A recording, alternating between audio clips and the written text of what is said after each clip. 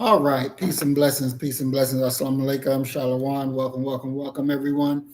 We are live, and today we're finishing up on our topic that we started last Saturday, and we're dealing with the cost of treason.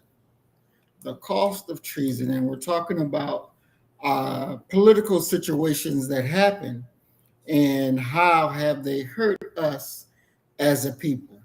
And so before we get into our topic, we're going to go ahead and just play our theme song, and we'll be right back.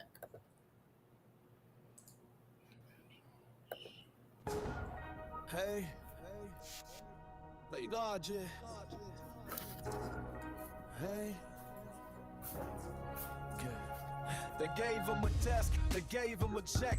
They put a chain of office around a strangled neck. We see a black face, we think we gained some power, but they just hiring a guard to watch us from the top. Nationalism ain't a color, it's a state of mind. It's when the leader leaves the people in the back of the line. They vote for the morals, they vote for the jails. They sell their own soul just to tip the scales. Begging the master for a crumb or the pie, while the original man is left outside to die. We don't want their acceptance. Can you hear it, Doc?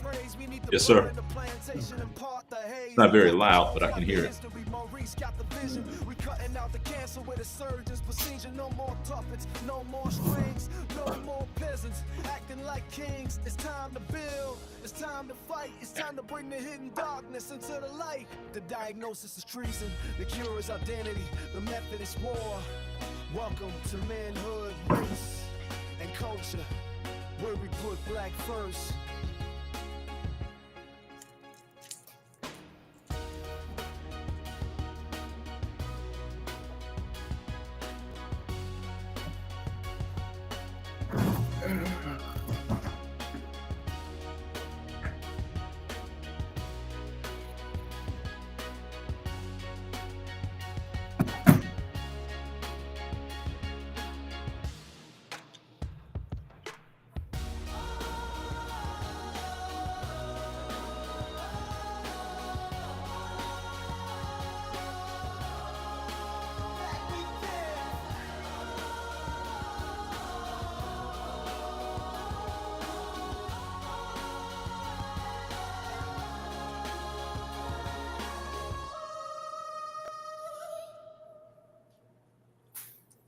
Okay, Doc, can you hear me? Yes, sir. I'm trying to switch over the sound because it's coming through on my end very, very low. Okay. Yeah, I can hear you clearly. Okay.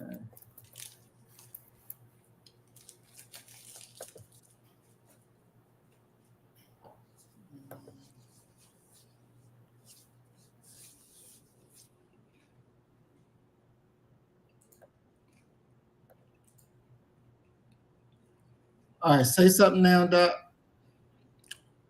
All right, I'm here. Okay, better. All right, better.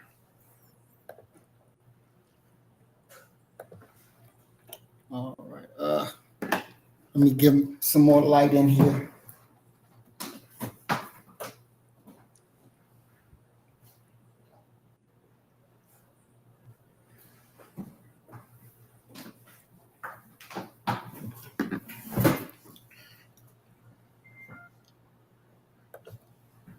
All right, now, yes. Now we can get to business. Okay. All right, we got Tranquil in the house already. Peace and blessings, Tranquil. We're glad that you're here with us. And let's... Welcome. Whoops.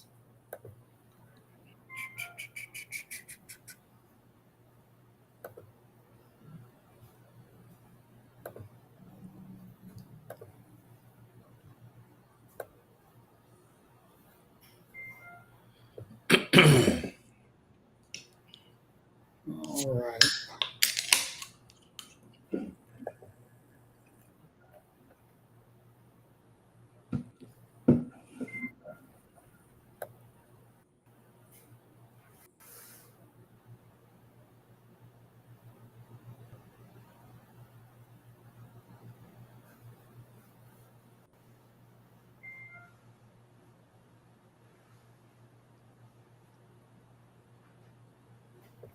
All right. So again, the program today is part two, the cost of treason, political betrayal of the Black nation.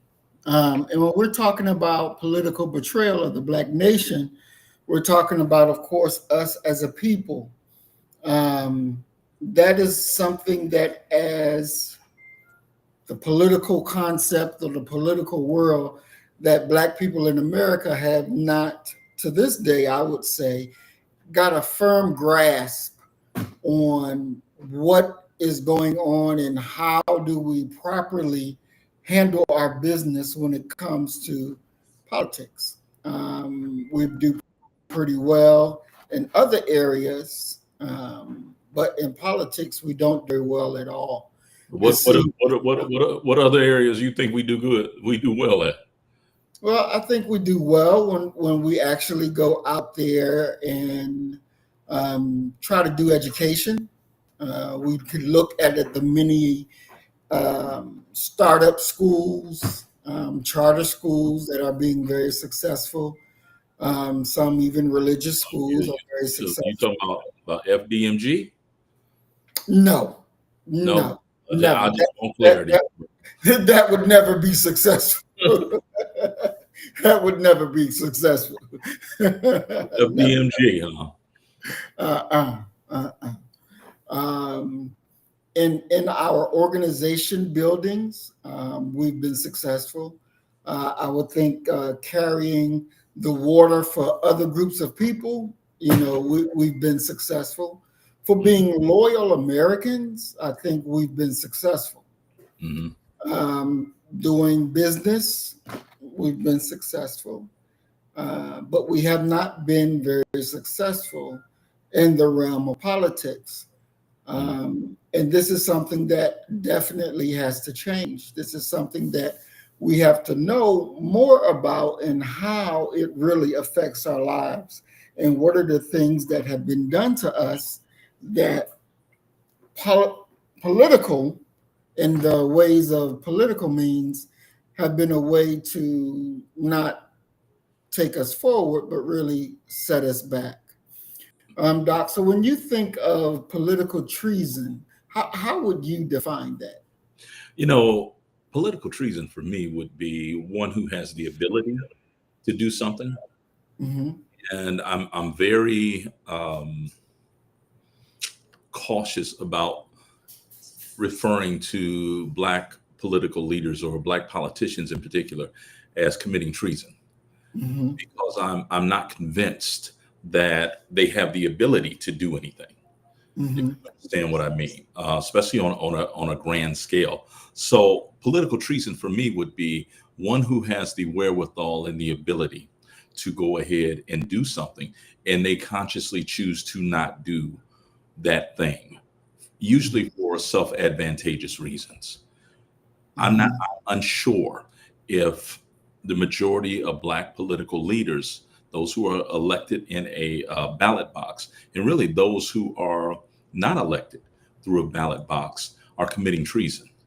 I think that what we're actually seeing is ineptitude, powerlessness, and an inability to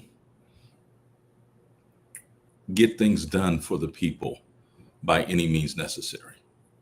That's what I think that we're seeing. I'm not sure if we're seeing treason, because treason would be tantamount to and I was warned about something that I said on the last show. Someone contacted me and told me that I was going to have a whole bunch of angry Africans tracking me down because I called them simple-minded or slow or something like that. But I would say the string of African leaders that we've seen who had the power of the people, had resources, they had a country, and they chose to strike deals that in every way are not advantageous for the collective. They went ahead and took a payout, a singular payout, and got moved to Switzerland or somewhere where they knew that those people that they had just screwed would never be able to come and do anything with them. They're living in, and I love this word, a chalet. somewhere.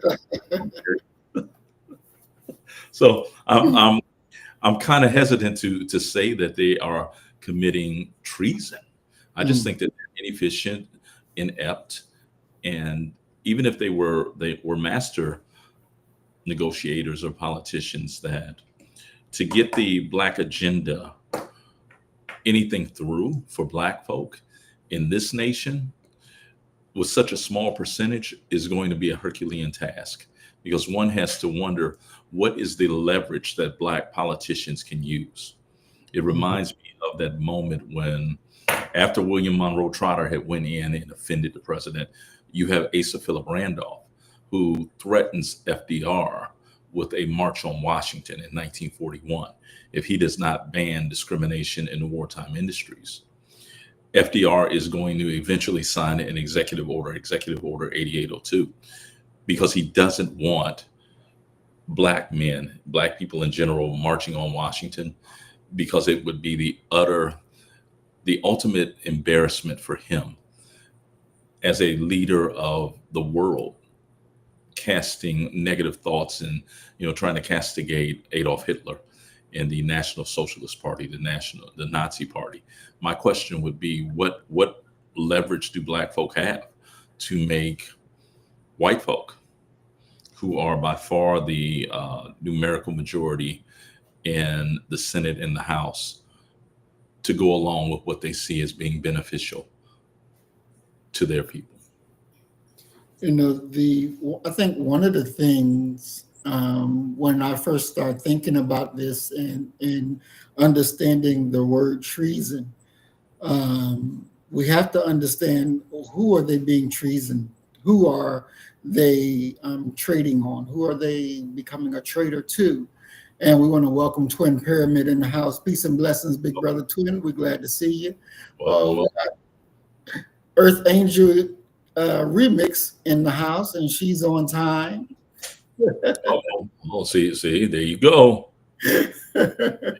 See, I didn't say that, and I haven't had any. We ain't had no back channel conversations about anything like that.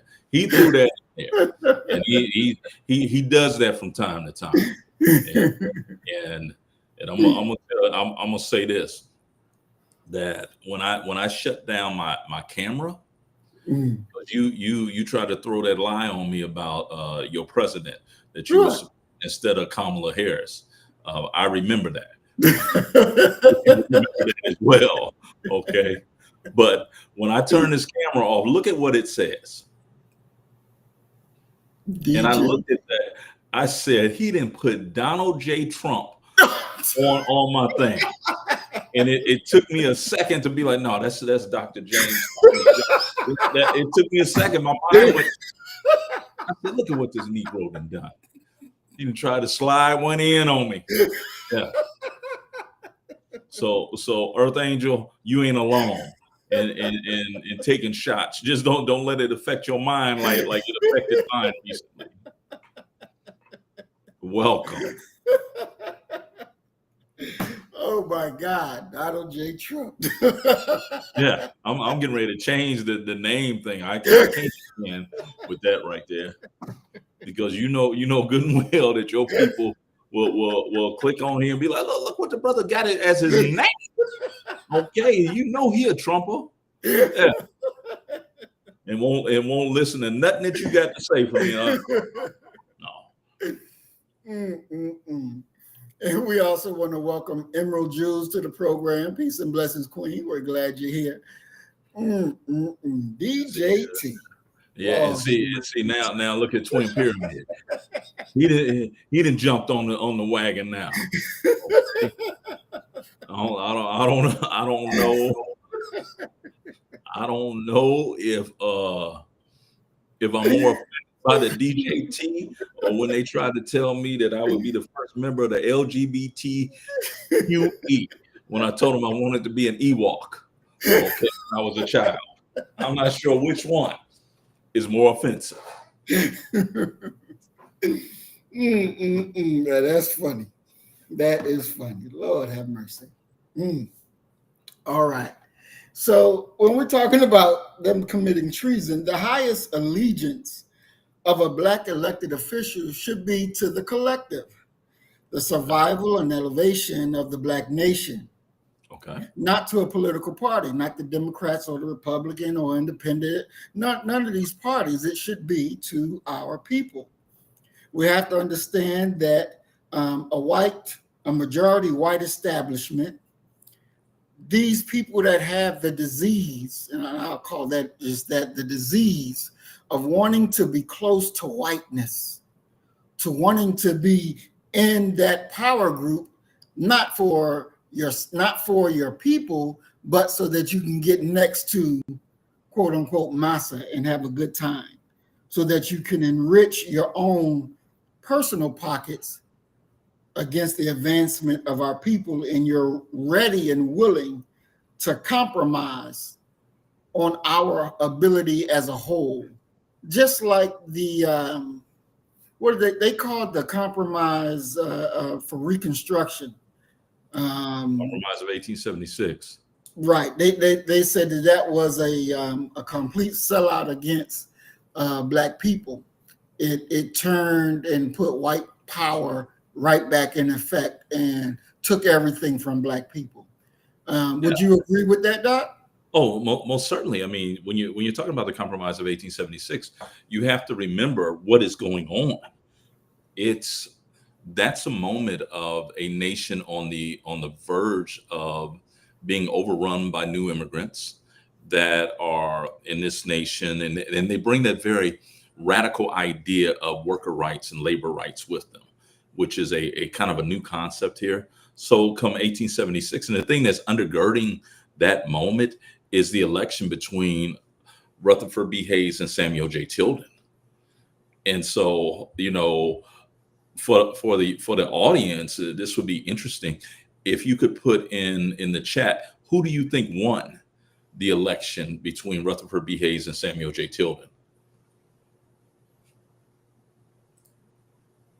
I'm just interested to see who do they believe won between Tilden and Hayes.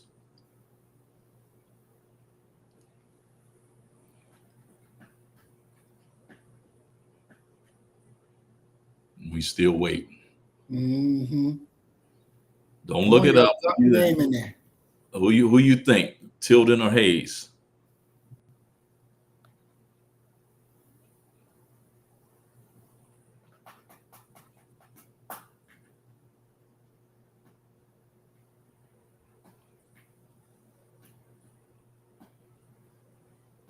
We don't even have a guess. You got a 50-50 chance.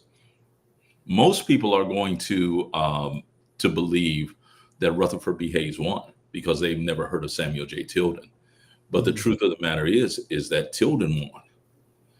If we're talking about the popular vote, because Tilden was the candidate of the Democratic Party, he won the popular vote. But of course, the popular vote does not get you the Oval Office. He was also ahead in the electoral vote. He just hadn't crossed that threshold because you had several southern states that were arguing as to if the Republican or the Democratic candidate won. And so the Republicans are going to strike a deal, talking about a political deal. They strike a deal where they're going to abandon the South and allow the South to have what they really want, which is home rule. And that's going to be the worst thing for us. And Rayford Logan, great historian out of Howard University, Logan says that 1877 is the nadir of the Black experience, the worst of the worst, the lowest point. He says 1877 going forward is worse than even slavery. And so you could look at that as a treasonous act if you're talking about the Republican Party abandoning its most loyal part of the party, which was Black folk at the time, because we definitely didn't have an option to vote for Democrats. So yeah, the Compromise of 1876, that starts the ball rolling, and that ball is rolling. And I mean, rolling and rolling and rolling, and doesn't stop rolling, some would argue, until what? 1964 with the Voting Rights Act. 1965 with 1965 Voting Rights Act, 1964 with the Civil Rights Act, with JFK being killed and then LBJ taking over. So you're talking about almost a full century of Black suffering happening between that time. Now, Blacks were not voting in the South, but they were voting in the North. And we were voting in the South after the Civil War ends. Yeah, but I'm talking about after the betrayal, after the treasonous act. No. We were voting in the North, but not in the South. You better not take your Black self over there to that voting booth. And we have these great memoirs, the WPA slave narratives, where we have these former slaves. They were children and teenagers during this time, who give these riveting testimonies where they're saying that the owners of the land actually came to their home and told their fathers, "I would hate for you to be away from home and something bad happened to your family tomorrow, because you know how these boys down here are." And so, yeah, there's so many different ways. And of course, sheer raw force is going to be their favorite means of circumventing and snatching the ballot out of the hands of Black folk. Now, when they were voting up north, were they voting for the Democrats or were they voting for the Republicans? Because at that time, the thing was still, Blacks were mostly Republicans, right? Yeah. They're voting for the Republican Party. There's no doubt about that. But you have to remember that during that time, the nation is split right. It's a clean cut. The South is the land of the Democratic Party. The North is the land of the Republican Party. And that's one of the more difficult things to really reconcile. It's hard to get my students to understand that. That's one of the concepts they don't understand historically. And I try to make it simple for them and say, what you think right now, flip it. Because the flip largely does not occur until 1932 with the arrival of FDR. But Black folk en masse switched to the Democratic Party in that first off-year election of 1934. And the rest of them come in 1960 when JFK razzle-dazzled them by getting the Reverend Dr. Martin Luther King Jr. released from a workhouse. They was going to have King working in a workhouse. Black folk were going to stand for that. And so he intercedes. And on that Sunday, you have Black pastors throughout the nation tell their congregation, there's only one man for us to vote for, and that's JFK. And JFK actually wins by like 0.001% of the vote. So Black folk put JFK in there, and I have some very strong feelings about how JFK is remembered and things like that, because black folk have really, they fell in love with JFK, and JFK got a lot of mileage out of the fact that he died so young, that he was killed so young, but when you look at his legislative accomplishments, JFK didn't do anything for Black folk. Was that he didn't do anything for Black folks because he was already dead? Was that the reason? No, he's in office for 4 years. No, it ain't like he got killed, like he walked in there like Lincoln. During his second term, Lincoln is going to get killed in the 4th month of his second term. That's not what happened with JFK. JFK is in there, but JFK is in many ways, and a lot of people hate when I say this, JFK is like Barack Obama. He wants everybody to be represented and everyone to feel as if they are included.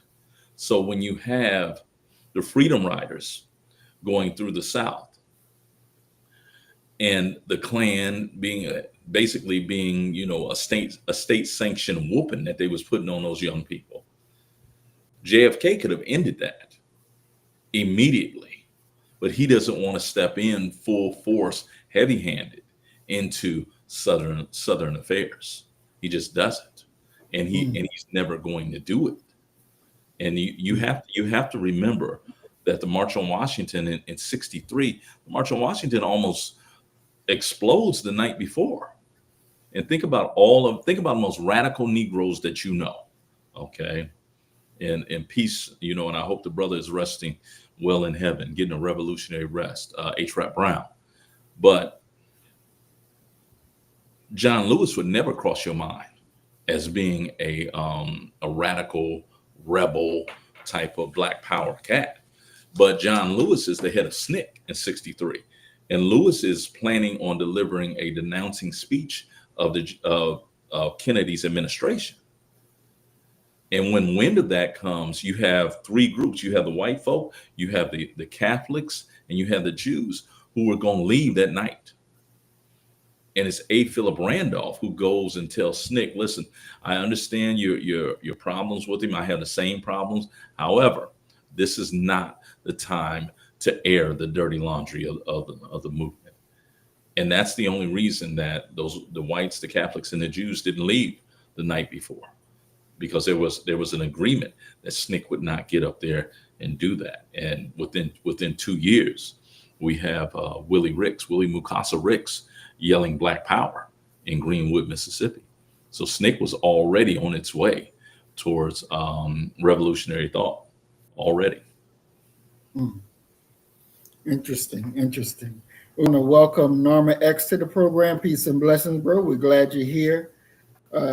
David F1507, welcome to the program. We're glad you're here. Brother Willie Rivers, peace and blessings, Brother Willie. Welcome to the program. We're glad you're here. And Mac 285. Oh, shit. You know how I feel about Mac. You know what I'm saying? You know, man. You know. Welcome to the program, Brother Mac. We're glad you're here. God got your ass, didn't he, Mac? He closed down the turkey leg hut. Okay. You over there buying all them turkey legs and stuff. Didn't want to look. I knew I didn't have no power. Probably it was about 2 months before I got power back.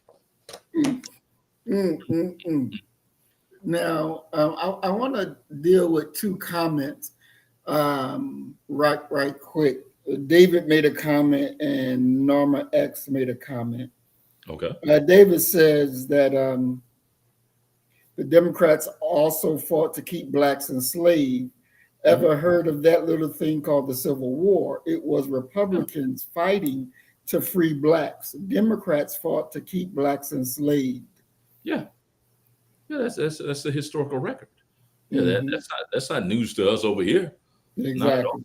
Not at all. I mean, it is a verifiable fact. But now let's go one step further and not sort of pedestalize, because I know he used the word pedestalizing when he talked about Obama. Let's not pedestalize the Republican Party, because they're not doing what they're doing for the sake of humanity, righteousness. This is the land of free home. No, they want those votes.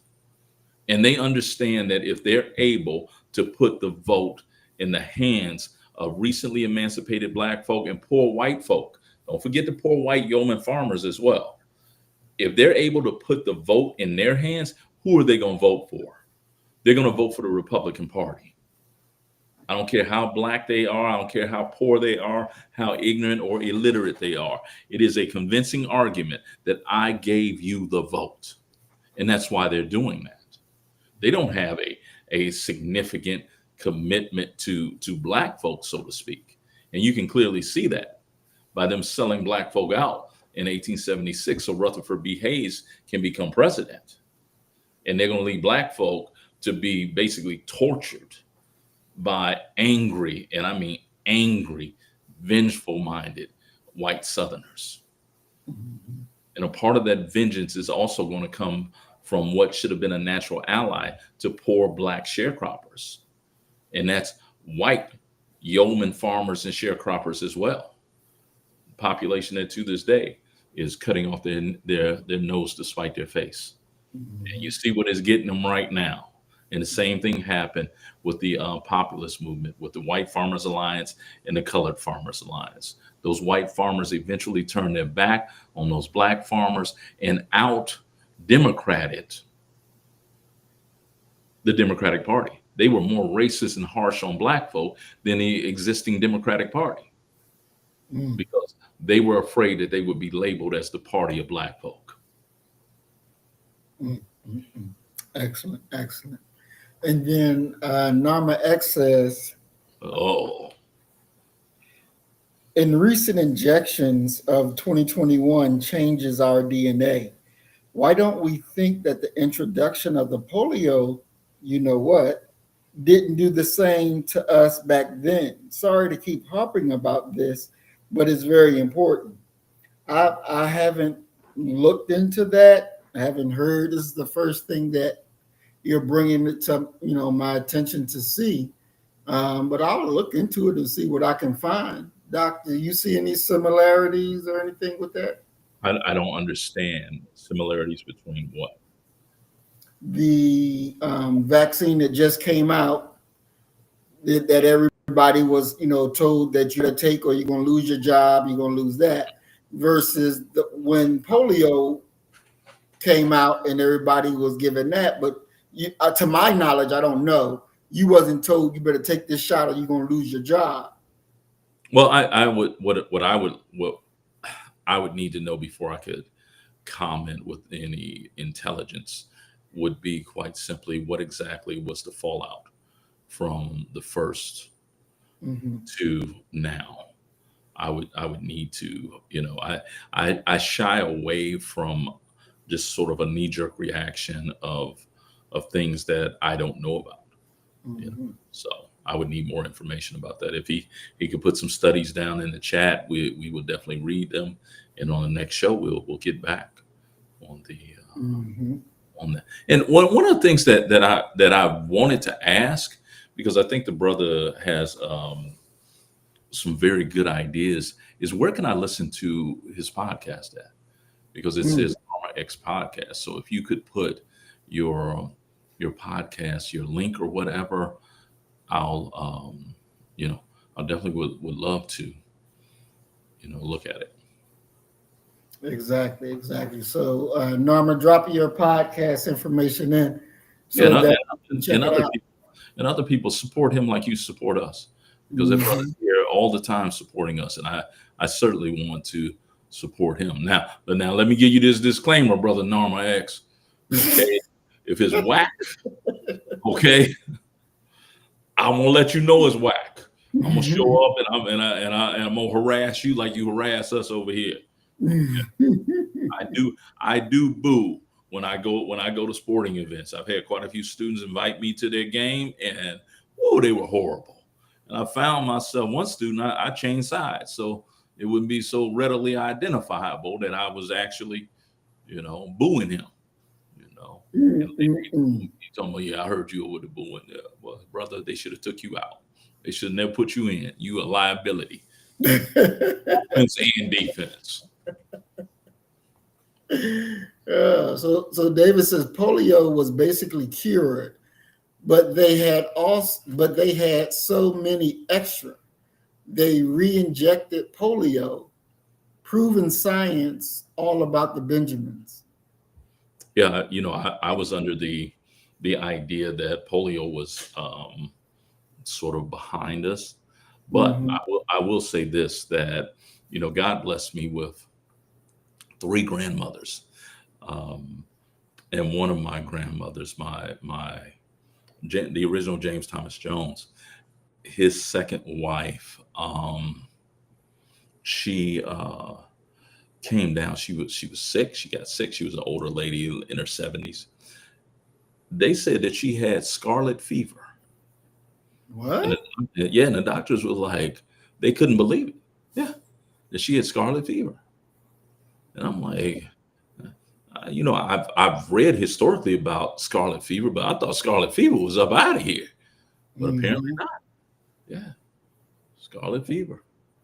Mm. Wow. I'm dealing with my own health issues now, man. I'm the youngest one of my family, and they talking about for guess what they sent me for my birthday. What's that? You know how they had that Centrum, that what is it, Centrum Silver? Mm-hmm. Man, bruh, they sent me it like in a package.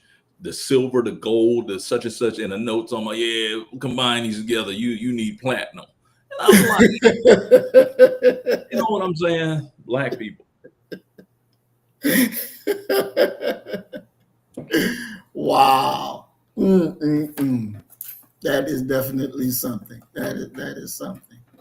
Um, so we're going to look at Black mayors and their role from the 1960s through the 1980s. Deal with urban renewal implementation. Did they support it or fail to aggressively fight federally funded urban renewal and model city projects that displaced the working class Black families and destroy vital Black business districts to go on and let white rule go over and take it out? So when we look at Black mayors, Doc, there's always the first, the second. Now you have so many Black mayors. Is it fair for the first one to be judged so critically since this is their first time in office? You know, they don't probably know all the ins and outs once they got to office. You know, put something like Trump on his first election win. He didn't think he was going to win, so he didn't have shit ready. So when he won, he was shocked. You say you woke up and look, I won? Exactly. He didn't even think he was going to win, and he won. Do you think that could be the same situation with the first set of Black mayors that, you know, they get in and they don't know what the fuck to do? No, I think that that's the first term of every mayor, unless he has served closely in the shadows of the existing mayor, maybe as a part of his staff or something like that, or or God forbid, they were married to the mayor. Mm-hmm. So I think that that's just standard. I don't think that that's what makes or breaks a Black mayoral tenure. I don't think that that's the difference, that he's in there the first term and he can stand up and he can say, whoa, whoa, whoa, whoa, whoa. If you put me back in there again, I'll know what I'm doing this time. Mm-hmm. I don't think that that's the way it goes. And when you look at you use the 1960s as the start of the first wave of Black mayors. And we've talked about this previously, that first wave of Black mayors, we got Gary, Indiana, which is one of the roughest cities that one could ever hope to deal with. You're going to have Cleveland, Ohio, and then you're going to have Atlanta, Georgia. And these are three different cities, different sizes, to be honest with you. So when we look at what happened with these cities with these Black men heading it, and let's be very clear that so much of what we talk about when we talk about Black mayors, one is tinged by a misunderstanding of who the mayor is as far as what his duties are and what he's able to do. Black folk have the pervasive misconception that the mayor is the biggest, baddest bully in the city. Nothing could be further from the truth. The mayor is the supreme administrator who's going to be shuffling things. But if you're looking at a situation, this is what Black mayors had to deal with, especially in Gary and really in Atlanta. What if there's less to shuffle? And the fact that there's less to shuffle is flowing directly from race and things like that. Maynard Jackson, he's the head of Atlanta, and who would think that Atlanta would have problems with a money flow? It does, because the white folk who run the businesses in Atlanta, they're angered by Maynard Jackson, a Black man, becoming the mayor. and we talked last time about the actual slogan of Maynard Jackson's opponent. It wasn't anything positive about him. Mm-hmm. Like FDR saying, well, you know what, I'm going to offer every American a new deal. Mm-hmm. No, his slogan was Atlanta is too young to die. It was a definite jab at Maynard Jackson that if you elect this black man, he's going to kill Atlanta. And there's in many ways some truth to what happens with that, because the white folk who are running the businesses and have the taxable income are going to leave Atlanta proper. Black folk who ain't got nothing going on really in their lives said, we got to go to Atlanta. That's the new spot. It's the black Mecca. It's no longer Harlem. It's going to be Atlanta. Okay, if you can't make it in Atlanta, you can't make it anywhere. They get there and they fail. And they wind up being system intensive on public, taxing public services, welfare, food stamps, all those types of things. Atlanta is a great city to live in if you got something. Mm-hmm. But if you ain't got nothing, it's gonna be a struggle for you, and in many ways a worse struggle than if you were in on the outskirts of some little dusty town, because you're able to see the success and the opulence and the money that some black folk have access to, and they ain't sharing that with you. So you're dealing with for Maynard Jackson, focusing upon Jackson, you're dealing with his monetary resources as far as his tax base spiraling downward. Mm-hmm. But the expenditures to take care of the people who are now migrating to Atlanta. Okay. So when we're looking at Carl Stokes, who we talked about from Cleveland, and Richard Hatchard from Gary, Indiana. GI, be a soldier, you up in Gary. And so to I don't know whether this is a good term to use when you look at them, but I'm going to use it and you correct me if I'm wrong. Their symbolic power and their ability to redirect the functions of government. Symbolic power, their elections prove that Black people could mobilize and win power in major cities, inspiring generations of political Black politicians. They were able to immediately open City Hall to Black professionals, women, giving Black middle class unprecedented access to government jobs and contracts. They became national advocates for urban issues, forcing federal attention on the economic and social crisis of the cities. Mm-hmm. What's your thoughts on that, Doc? I mean, I would agree with all of that, but I would go one step further and ask why. And you're talking about the 1960s. You're talking about that decade, and really we're not even talking about an entire decade. We could talk about from 1964, 65 forward. America, and when I say America, I'm talking about white America, is tired. They're tired. You had, I mean, think about the identity politic movements that happened in the 1960s. You had the feminist movement. Black women had their own ancillary movement, the womanist movement. You had Black Power. You had the Chicano movement. You had the LGBTQ movement. They didn't have no plus at the end at that time. You had women in the street burning bras. The scariest person, the most scared, the most frightened person in America by 1965, 1966 is the soccer mom. That middle American, centrist thinking person. They're a good person, but they think the world then went to shit because all of this other stuff is actually going on. That's the climate that leads to white folk leaving central cities. And you have to get to a point also when you're talking about white folk, and thank you, David, when you're talking about white folk leaving the central cities by the mid 1960s, you've had enough time from Brown, meaning the Brown v. Board of Education decision that knocked down segregation in schools, to have your first Black graduates coming out of PWIs.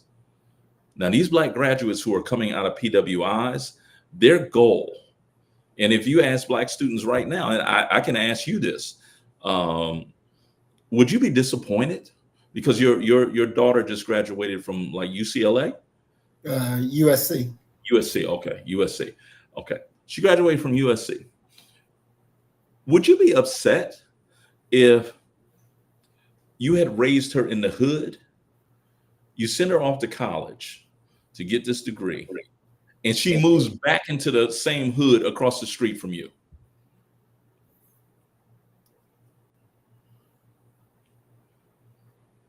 Yeah, I think I would be upset.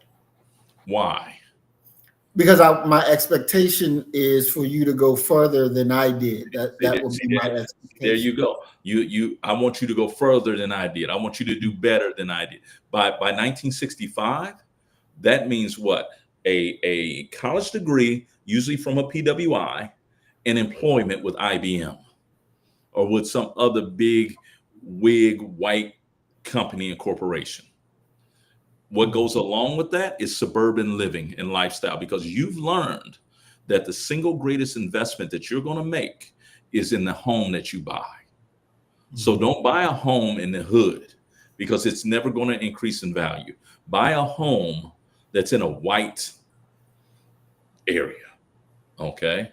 So now you have that business class, that white business class, and the middle centrist white folk have left the hood. Okay. Black folk who could have come in there and stabilized it, an educated Black class, they're not going back. So what you got left? Poor and working class Black folk. In many ways, you could argue that cities like Gary, Indiana, which is a urban steel city, okay, just like Mansfield, Ohio, where I hail from, okay. You have Cleveland, Ohio, exact same thing. We're talking about Rust Belt cities coming through the Midwest. So the economy is going down, and it's sort of a misrepresentation to say that we did anything, okay, politically. That's a misrepresentation, because if you put it within its proper position, it's less white folk who are trying to control City Hall and the resources of the city. The city is on its way down. By 1970, if you are in urban America, in a major city, it's because you can't get out. Very few people are going to be there willingly. Only people like us who would look at opportunity when we see the quote unquote hood. Okay, so the election of Jackson, the election of Stokes, of Hatcher, it's got to be put within that lens that these are men who are inheriting cities whose total economy rests upon some element of steel or the Rust Belt, and that's being phased out. So in many ways, it's almost unfair. It's like, you'll like this one. You'll like this one. It's like taking a phenomenal football team like the Dallas Cowboys and put Jalen Hurts at quarterback. Okay. You know, we was doing good until we got the scrub over here from Philly to come in and stand behind center. But you see these cities going down, but just from external factors. These cities are going down. They're declining. They're Midwestern cities. You know, one of the saddest cities that you could ever go to in America is Youngstown, Ohio. Used to be a steel city. Now there's nothing there. And if you leave from Youngstown and you're gonna hit Akron, exact same thing. You're gonna hit Canton, exact same thing. You're gonna hit Mansfield, Ohio, exact same thing. These are Rust Belt cities. We We made our money with steel, and steel is no longer the viable product that it used to be for a lot of reasons. Mm, Technology being one of them, being a major one. mm. And that's something that they point out that is very big. The economic decline with the white flight was their greatest struggle, was fighting the rapid white flight to the Yes. suburbs, which instantaneously depleted city tax Yep. base, starving their administrations of funds needed for revitalization. And then federal opposition. They governed during the Nixon administration, which often used federal funds, cuts, and law and order rhetoric to punish and undermine the newly elected black mayors. Yes. So they had internal struggles of the white flight, and then federal government cutting their money. And don't forget to add in the fact that by during the 1960s, and we see it get progressively worse. This is one of the problems that I have with my students is their lack of historical understanding. They say, well, I said, well, what, white folk were dealing with that white girl. They was dealing with, with that booger sugar, that cocaine. What were black people doing? And every semester, my students, they love to yell this. This is like their favorite word when you ask what's wrong with black people. Crack. Y'all was on crack. And I'm like, no, we weren't on crack. Okay. By the mid to late 60s, heroin. It's heroin that has taken over. We're dealing with, and to use the vernacular of my best friend, we're dealing with dope fiends. Okay. And all of these things are occurring. What can the mayor do about that? Mm-hmm. The mayor can't keep steel companies from shifting resources here and there, from bringing in technology. The steel mill that my father worked at, it is producing, its rival produced 50 times the amount of steel that they could. Okay. Mm. And do you know how many people, well, my father's company where he worked at, they had approximately 200 men working every shift. And they got 3 shifts going. These technologically advanced, and this is back in the 2000s. These companies, they're turning out 50 times the product with only 10 workers. Mm. So you're getting more product and you have less overhead. Because I can pay you what? Average steel worker making probably 75, 80 grand. Mm-hmm. If I paid you $1 million as one of the 10 that are working there, I'm still coming out way ahead because I have such low overhead now, and I'm making and selling so much product. So those are all things that have to be factored in there. When you're talking about being the first, that they let them brothers get in there at a moment when the city was on its downturn. Mm-hmm. Mm-hmm. Exactly. And they point out 2 main things, or really 3, but 2 I want to deal with. One you've already dealt with, really, with the economic elites, the whites removing money, whites that were in government and refused to help the current administration, withholding their help, acting like they don't know what's what, and talking to their white counterparts in business and telling them, It's man, you it's better no get out different from here. it's no different from what you're seeing today. Mm-hmm. You know, Mm-hmm. Exactly. the thing becomes there comes a moment in every interaction where the party that is holding the money is looking you in the face and saying, "Make me do it." Mm. I know the money is due to you, but make me do it. And Mm-hmm. there's an insinuation behind that of, but can you kick my ass? Right. Right. You can't, and if you can't kick their ass, then you better shut the fuck up. and take what it is that they're gonna give you. Mm, mm, They mm. they they developed a way where they're not going to do it. Nixon wins in '68 on a law and order platform. Who do you think he's talking to? He's talking to these white folk who are leaving these central cities and saying, listen, I'm going to protect y'all.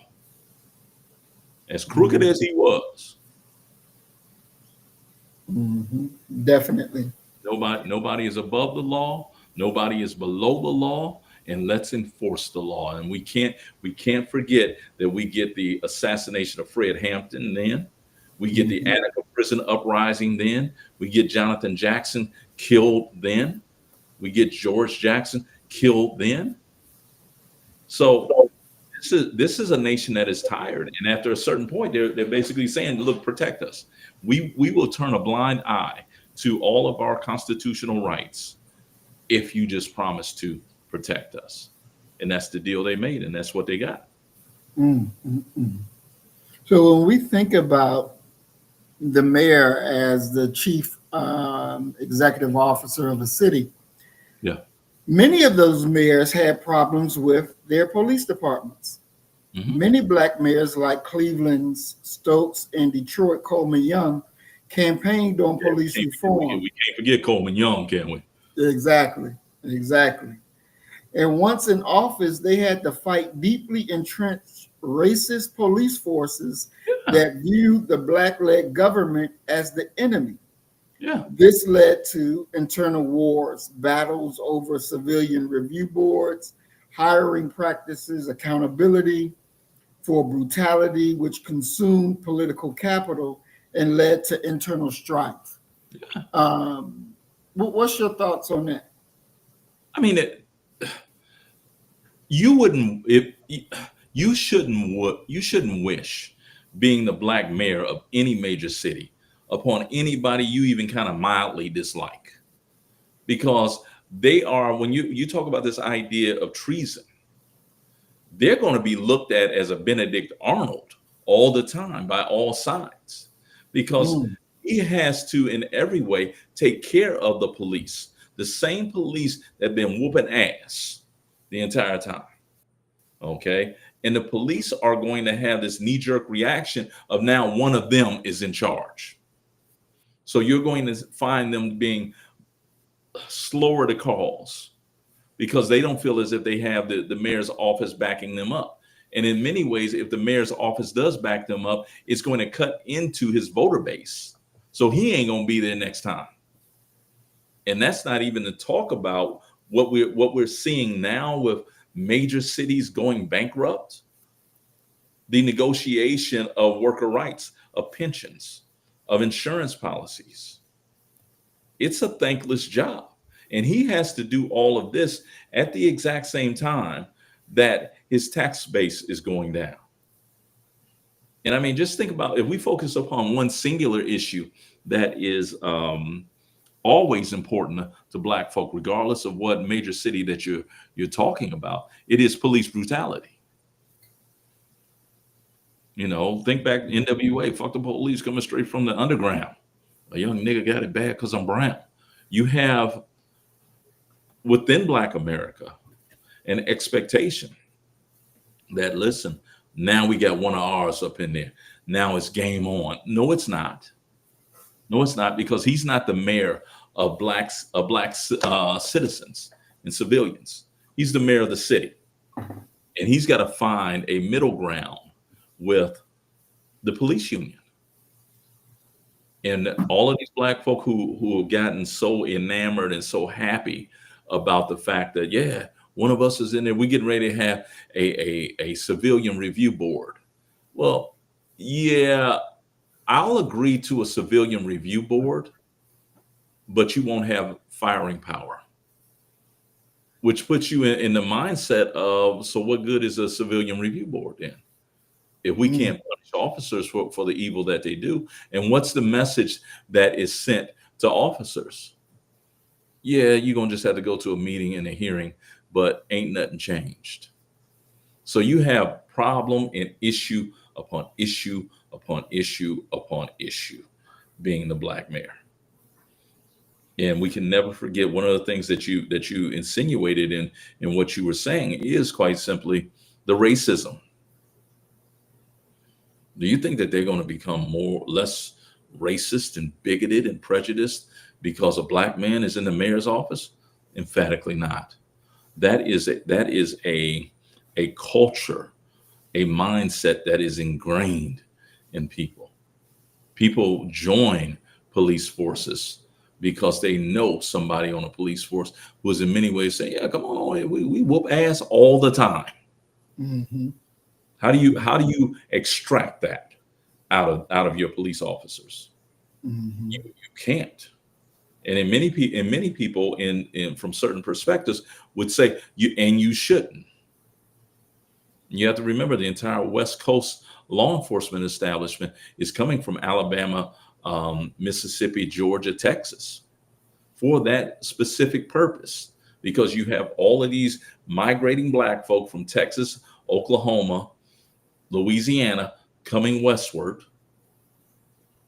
Who can we get to control this black threat? Law enforcement officers from these regions.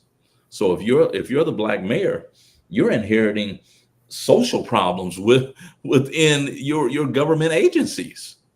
Mm-hmm. Many of those people would probably look you in the face and say, what do you mean? What's the problem? All we did was beat him down. We didn't kill him. Mm-hmm. How do you get them to treat black folk with some semblance of respect and humanity? I would argue that you can't. You can't do it with police force, and you're not going to be able to do it in housing. You're not going to be doing it as far as economically. And the truth of the matter is that it's not all white folk. However, are the good white folk strong enough and assured enough in their economic status that they can speak out against the evil ones? I would say no. I would say they go along to get along. Mm. One thing that I always say is that when a black mayor comes in to office, that you have to get rid of the bad apples. So you need to be on a hiring spree and on a firing spree. You don't have a choice, because if you got bad apples and you keep those back, they're just going to get worse and worse and worse. But how do you discern that? By what their behavior is, clearly. Oh no, you come in, you don't know these people. Mm-mm. How do you discern who you're going to fire and who you're going to hire? By looking at their record. If we start out with the ones who got Hold on. police complaints and all this stuff on them. But that's assuming that, number one, a police complaint was filed. Mm-hmm. And our people usually don't do that. We don't file those types of things. We go and talk to each other about it. Right. Okay, oh, that motherfucker, he blah, blah, blah. The one with the red hair, the tall, skinny one. Yeah. That's as far as our complaint goes. So he's not going to be on the chopping block because a report was not officially filed for him. And then what if there's a policy that says if the complaint is considered unfounded, we discard any record of it?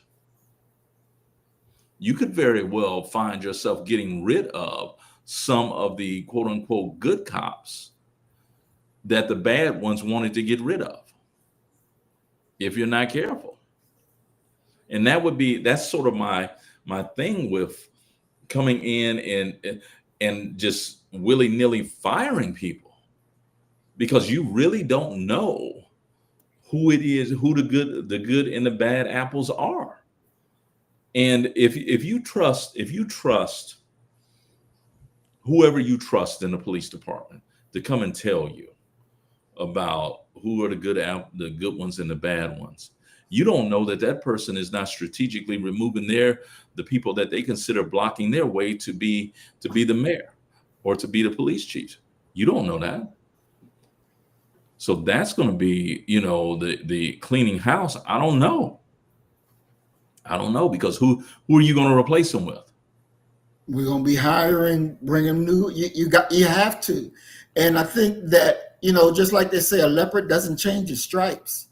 They're gonna do what they're gonna do. So Yeah, if it wasn't written down, if nobody came and made a report, they're gonna keep going out there and doing their shit, and it's gonna overturn. And while you got these pulling in that you're training, you're getting rid of them at the same time, locking their ass right up, locking their ass right up. And that way, the mayor has to set the tone of how this city is going to run, how our people will be treated, and we can't play with it. We can't be on the walking the rope. Well, we got to give the police the benefit of the doubt. We ain't got to give them liars nothing but a goddamn jail cell or execution chamber, because they are criminal and they are wicked to the core. They all but see, I don't disagree with anything that you just said. My concern is quite simply the process of figuring it out, because these people are very much like capitalism. It will change itself to survive. So their tactics may change, but that spirit of what they do, because there are that won't change, but because there are moments where an officer holds the power to determine if you're going to jail or if you're not. That's they have there sometimes there's a moment there where they're deciding if they're going to take you in or if they're not. If they know what is coming out of the mayor's office, I believe that they are savvy enough to alter their public appearance, but not savvy enough to change their heart. And that's in many ways what I think that we're talking about. Are you going to be able to impact the heart and how they service the community through heavy-handed firing? I get the idea of coming in and cleaning house and saying this is going to be the new standard, this and that. I just don't know that, especially when you're talking about law enforcement, I don't know if law enforcement as a profession doesn't bring in certain types of individuals, and you may just be swapping them out. And that's a very good point. And it was like in St. Louis, when I used to live up there in Illinois.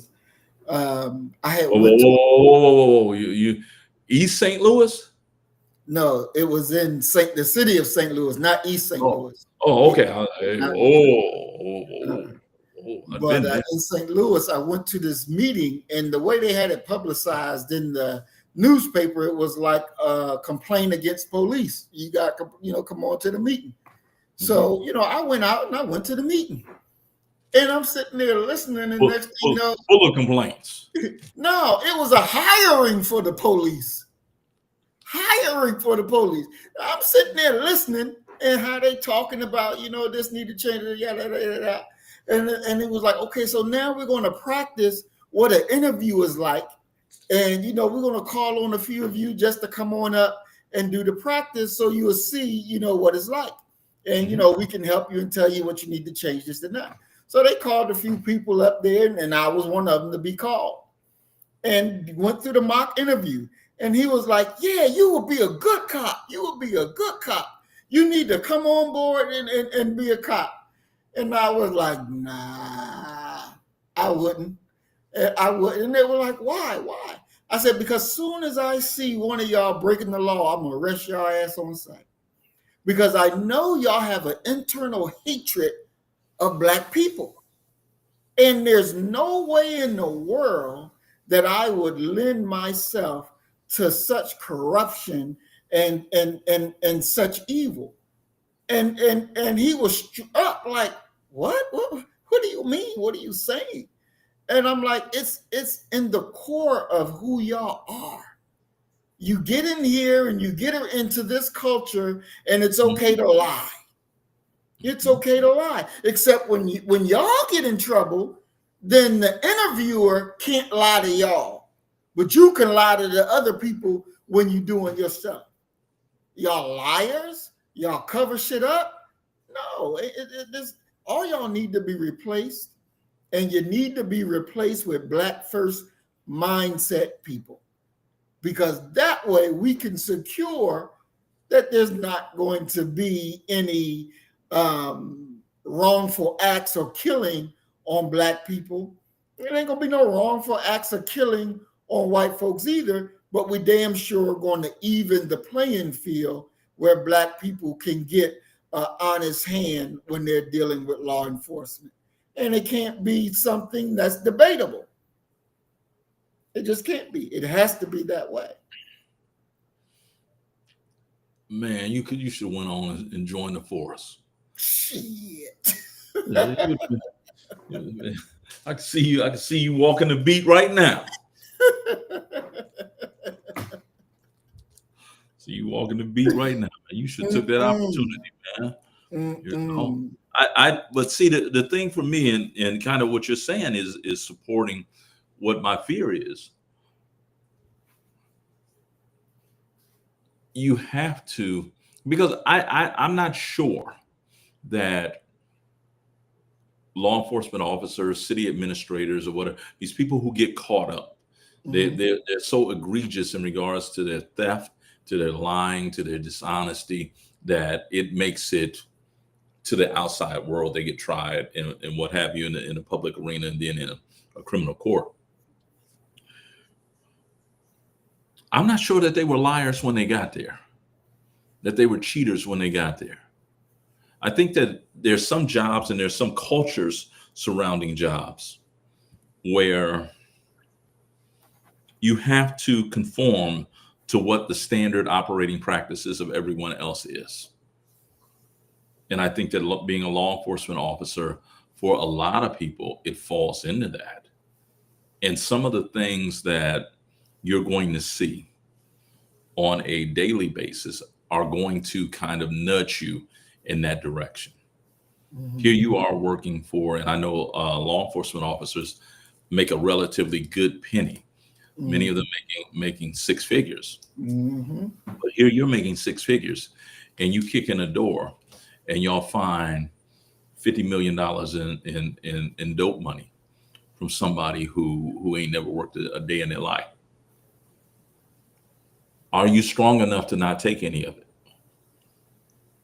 Especially when everybody else is filling their pockets. And I think that it begins a slippery slope of you do it once, the second time becomes much easier, and the third time, the fourth time. Before long, hell, you part of the gang. And it's just what it is. So you have to,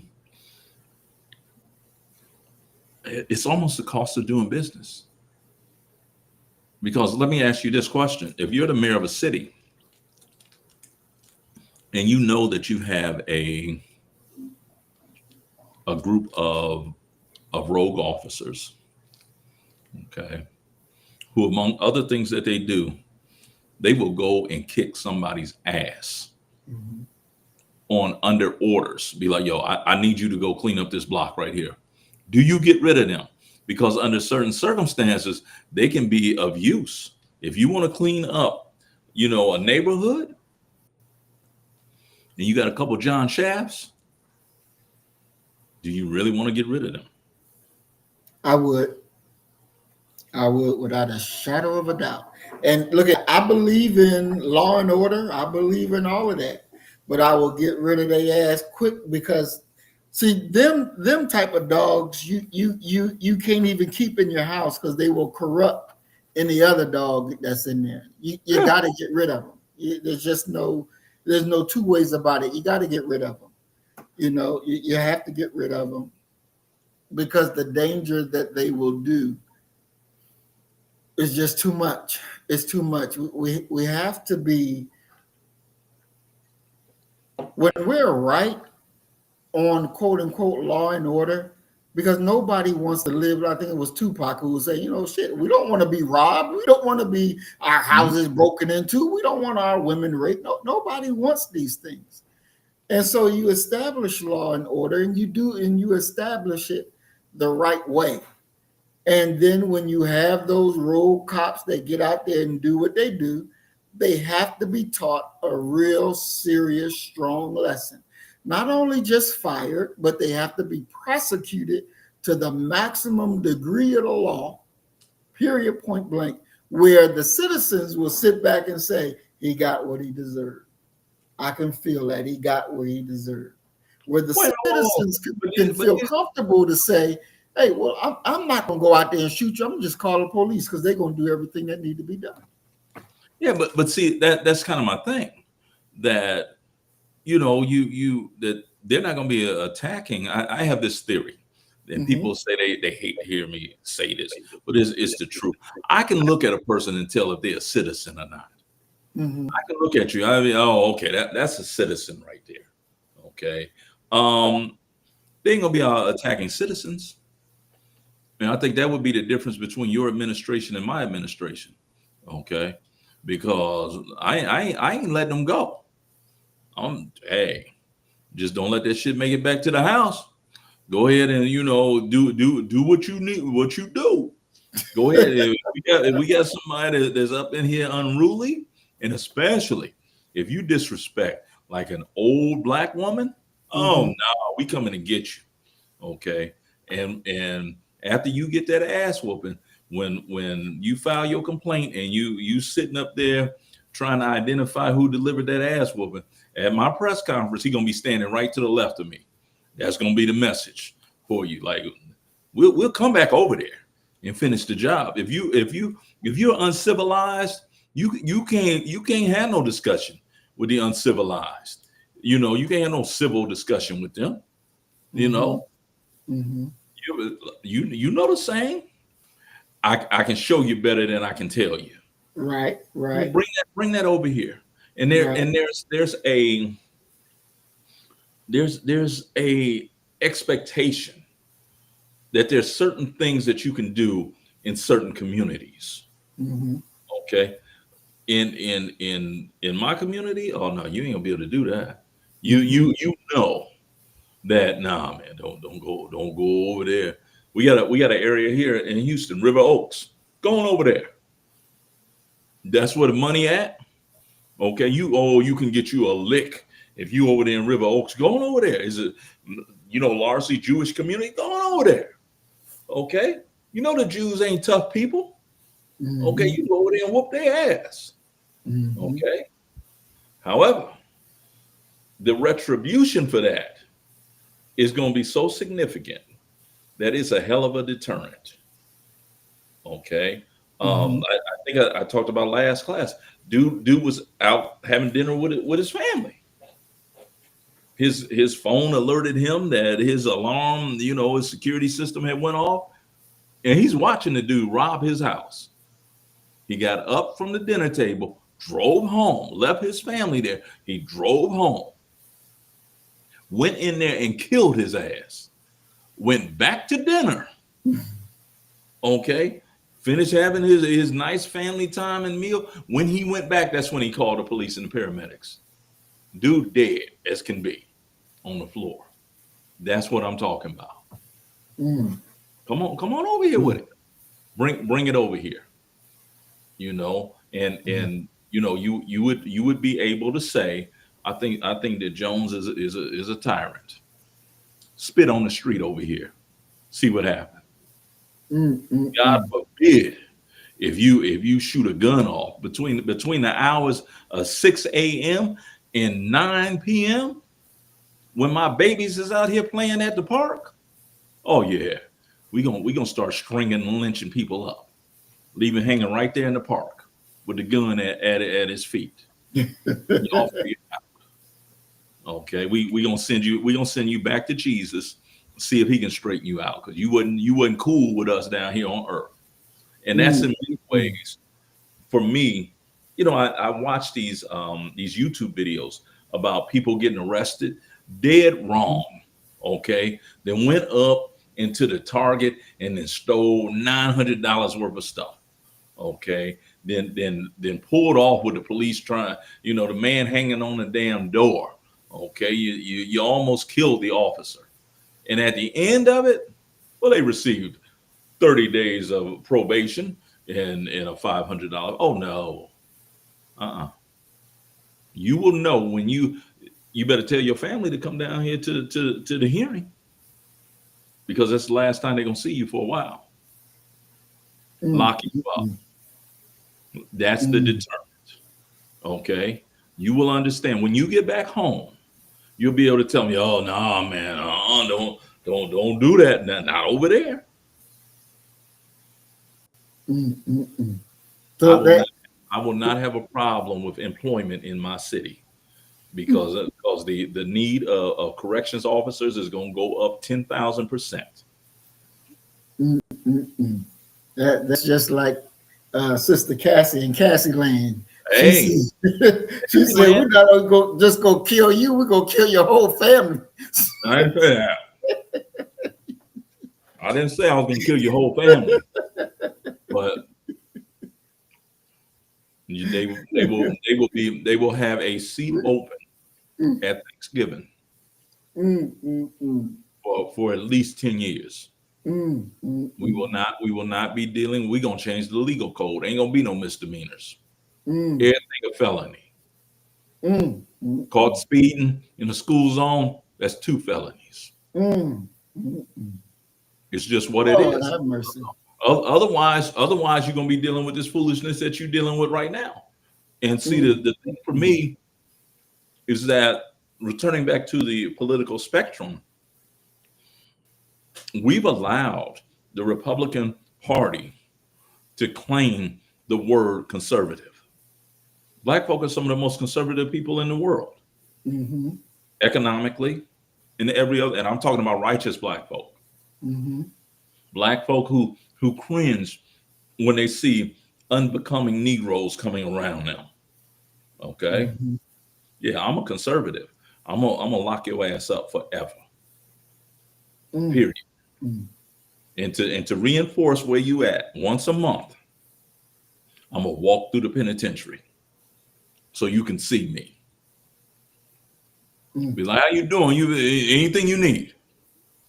Anything you need?" Yeah. You, man. I mean, you going up for parole in 9 years. What more you want me to do for you?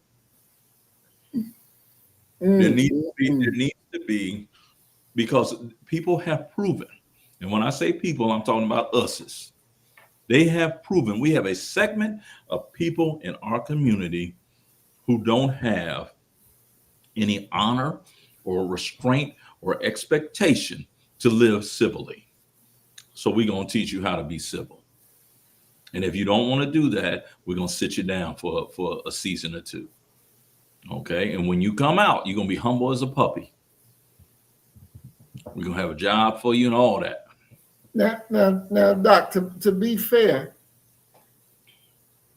how are you going to do that to more victims? Because they are a victim themselves. Who's a victim? The poor black people that you talking about locking up for the rest of their life, they victims themselves. Okay, let's go with this line of thinking. Okay. One of the greatest musical geniuses that we have seen in our lifetime, the man who wrote the ode, "Feeling on Your Booty." Okay, R. Kelly. Okay. Now, R. Kelly has said that he was sexually molested. True, that's what he said.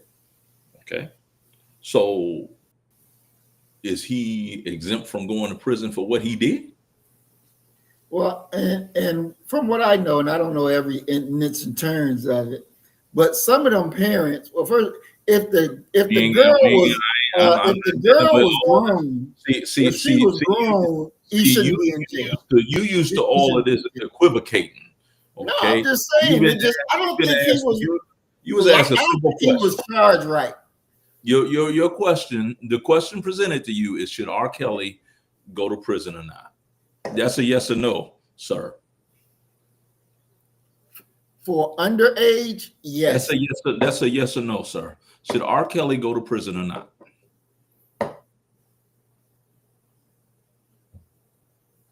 Is the fact that he was molested enough for him to escape any repercussions in adulthood? No. Better yet. Let me switch it up a little bit. Let me take you back to A Time to Kill. Okay, close your eyes and imagine it was your daughter. But that shit would never happen. My daughters know from the gate. They've been already taught and trained properly. So that would have never happened with any of my daughters. So what about the poor little children that don't know no better? I think it's wrong for them too. But the women that he was dealing with weren't children; they were grown adults.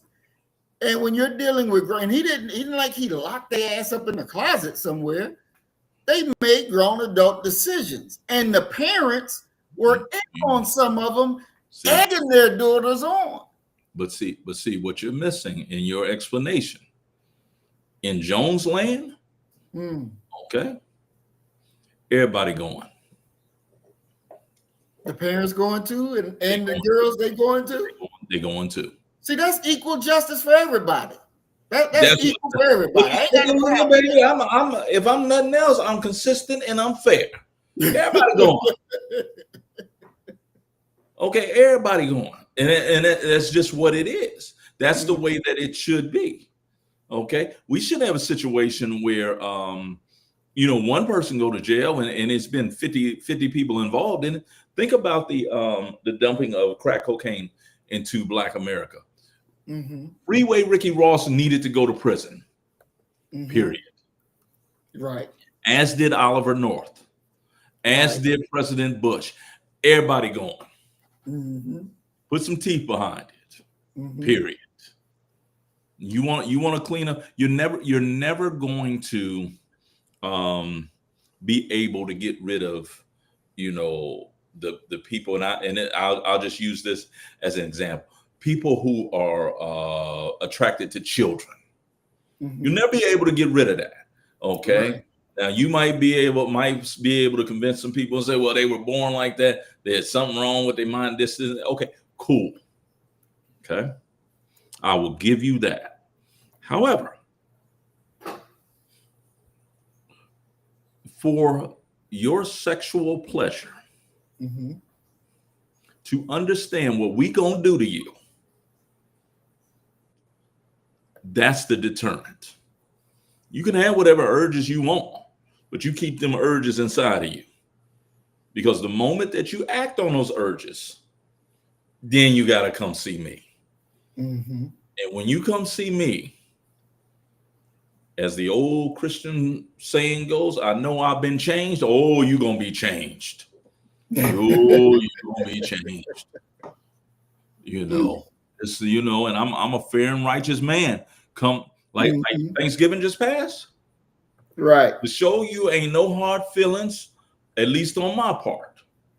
Okay. I'm gonna show up at the penitentiary. We're gonna eat together. so I can see how you doing. Everybody that I locked up for 15 years or more, that's gonna be mandatory. That'll increase your chances of having a parole hearing. You got to show up for dinner. And it's just what it is. Versus this, because there is without restraint and a moral code, we belong in the animal kingdom. I had a grad school colleague who said, Jones, I ain't gonna lie, I'd love to have me a different big booty freak in the bed every night. He said, but I don't do it because God said it's wrong. He found a moral code versus this whatever you want to do. Oh baby, we gonna help you. No, ain't gonna be no witness supporting statements in my court of law. If they say you guilty, bro, you guilty. I'm trying to help you out. Okay, because these 14 seconds that you sitting here crying and all that, you know, that's time you could have had on your sentence. Scoop him up, get him up out of here. Definitely. We're going to take a pause and watch a video. It ain't R. Kelly, is it? R. Kelly and DJT reference. Ain't that something? Who is next? Yeah, now, I'm gonna have to change my damn name, because this is damn DJT that is killing me. We're gonna watch this quick short video of Coleman Young. Okay. In one of the interviews that he did, and we'll come back and discuss it.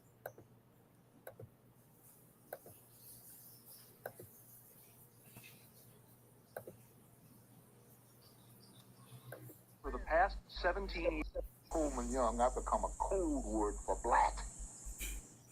To attack Detroit is to attack black. Can you turn it up a little? By attacking Detroit, Yeah, I'm trying to get that done now. You get headlines. you're a symbol. By running bad, exactly. You got it. Coleman, are you proud of Detroit? Certainly I'm proud of Detroit. I wouldn't be here if I were not. Coleman Young has been the mayor of Detroit for the past 17 years. Is it a safe place to live, a good place to live, a good place to raise a family? Live, and I think it's as safe as any other.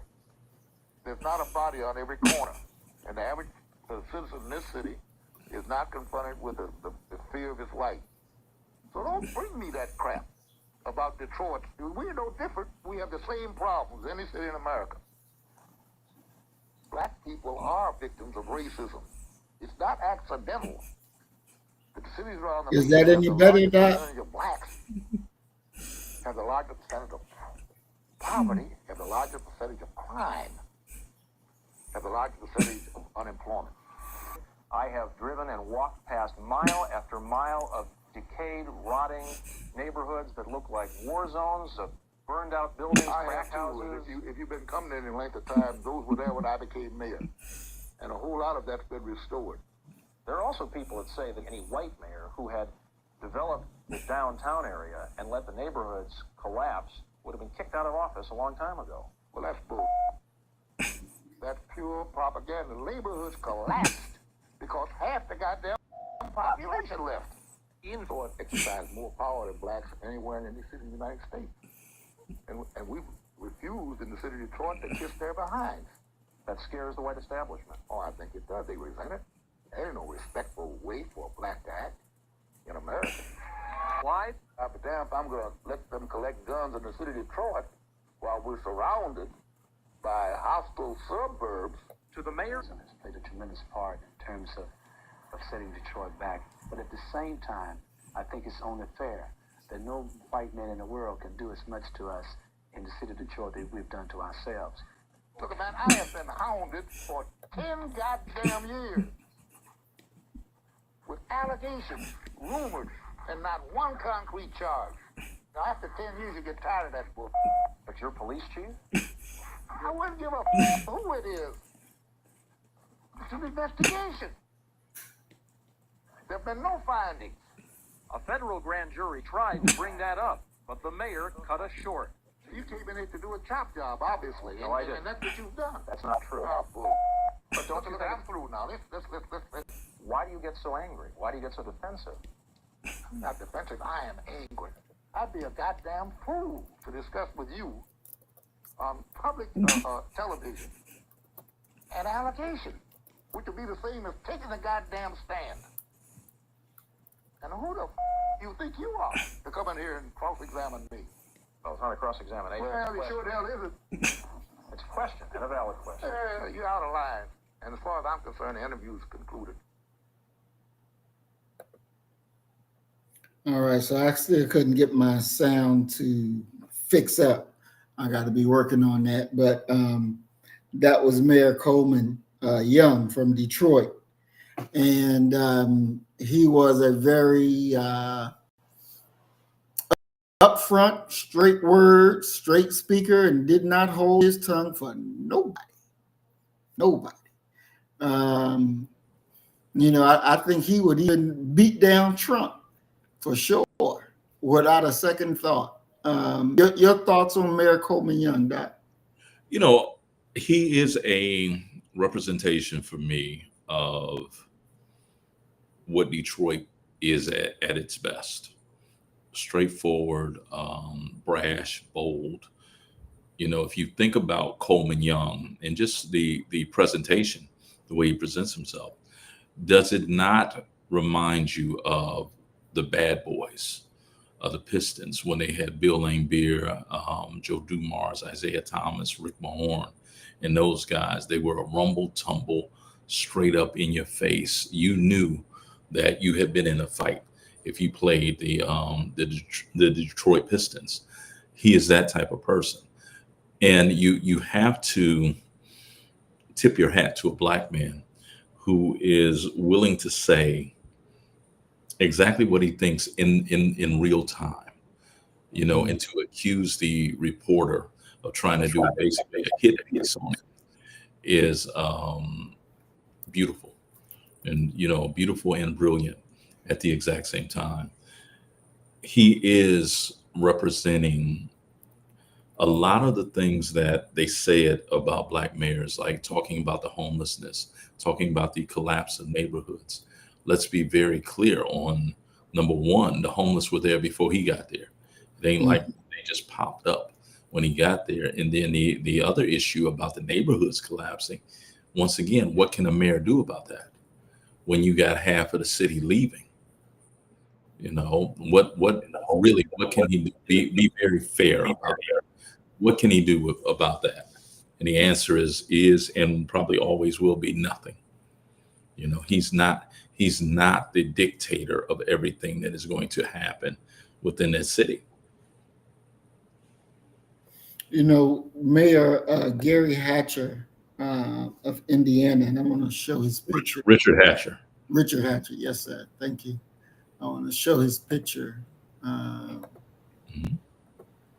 so we can see exactly who we're looking at. This brother right here. And he was faced with a lot of the same problems, police and white flight. But what he did, Richard Hatcher, he redirected city contracts. And this is something that Maynard Jackson in Georgia, he did. He didn't do it to the level of Hatcher, but he did do it. Where he used executive authority to redirect city contracts, purchasing and development funds specifically towards black business. This institutionalized black access to capital and fostered a new economic base, mitigating the loss of white-owned businesses. So what this would kind of equate to is what Trump does with executive orders, bypassing the Congress and just writing executive order to get shit done. He did similar with what he did with his executive authority to go out and get shit done, to make more black millionaires, to be able to have blacks access the city in such a ways that will make the city more viable again. Yep. If you look at that photo, look to the right side of that photo, that's Maynard Jackson right there, the mayor of Atlanta. Oh, wow. I never even noticed that. Yeah, that's Maynard Jackson right there. Yeah, right here. Yeah. Yeah, and I didn't even know that was Coleman Young until right now. But yeah, wow. So I guess them three definitely was getting together and sharing ideas on what needed to happen and how things were going to happen. Yeah, but you have to put them within that proper time. That was the moment of black reparations, point blank. It was presented to the nation as affirmative action, but that's what paved the way for them to be able to do what it was that they were doing.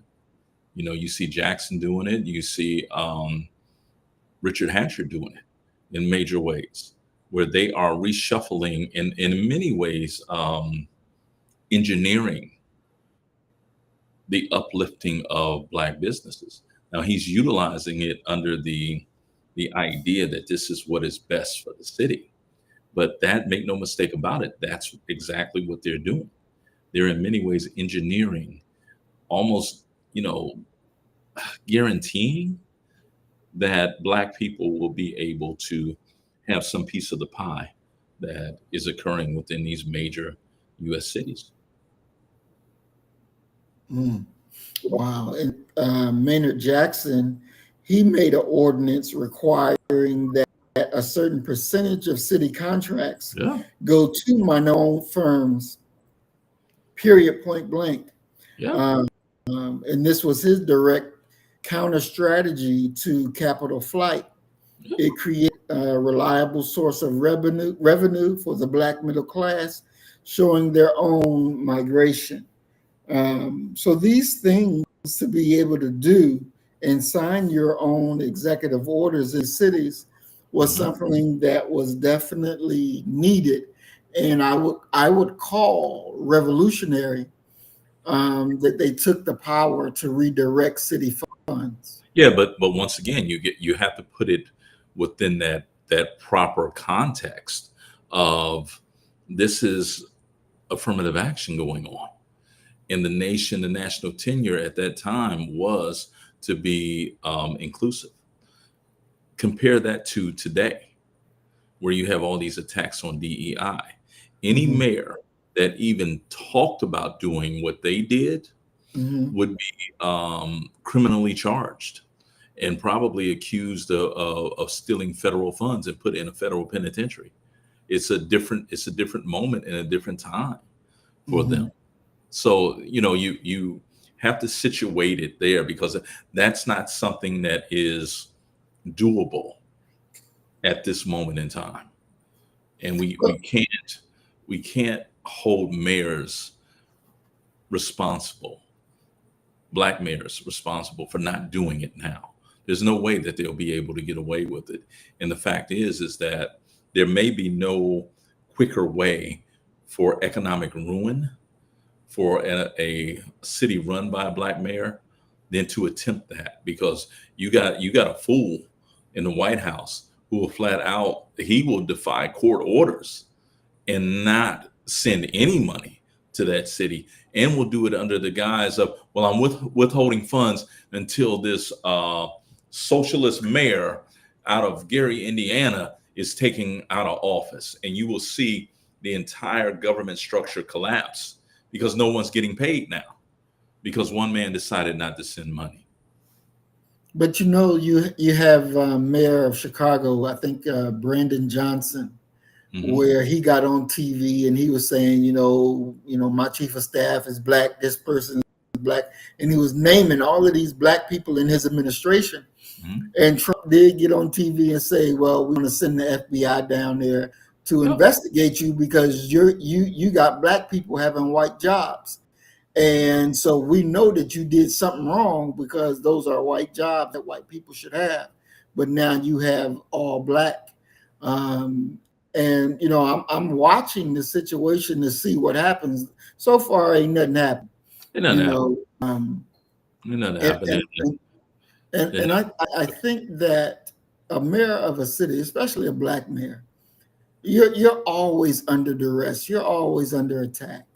And so, but the plan that they used back in the day, I think would definitely work today. You can't be afraid of Trump and people of his ilk.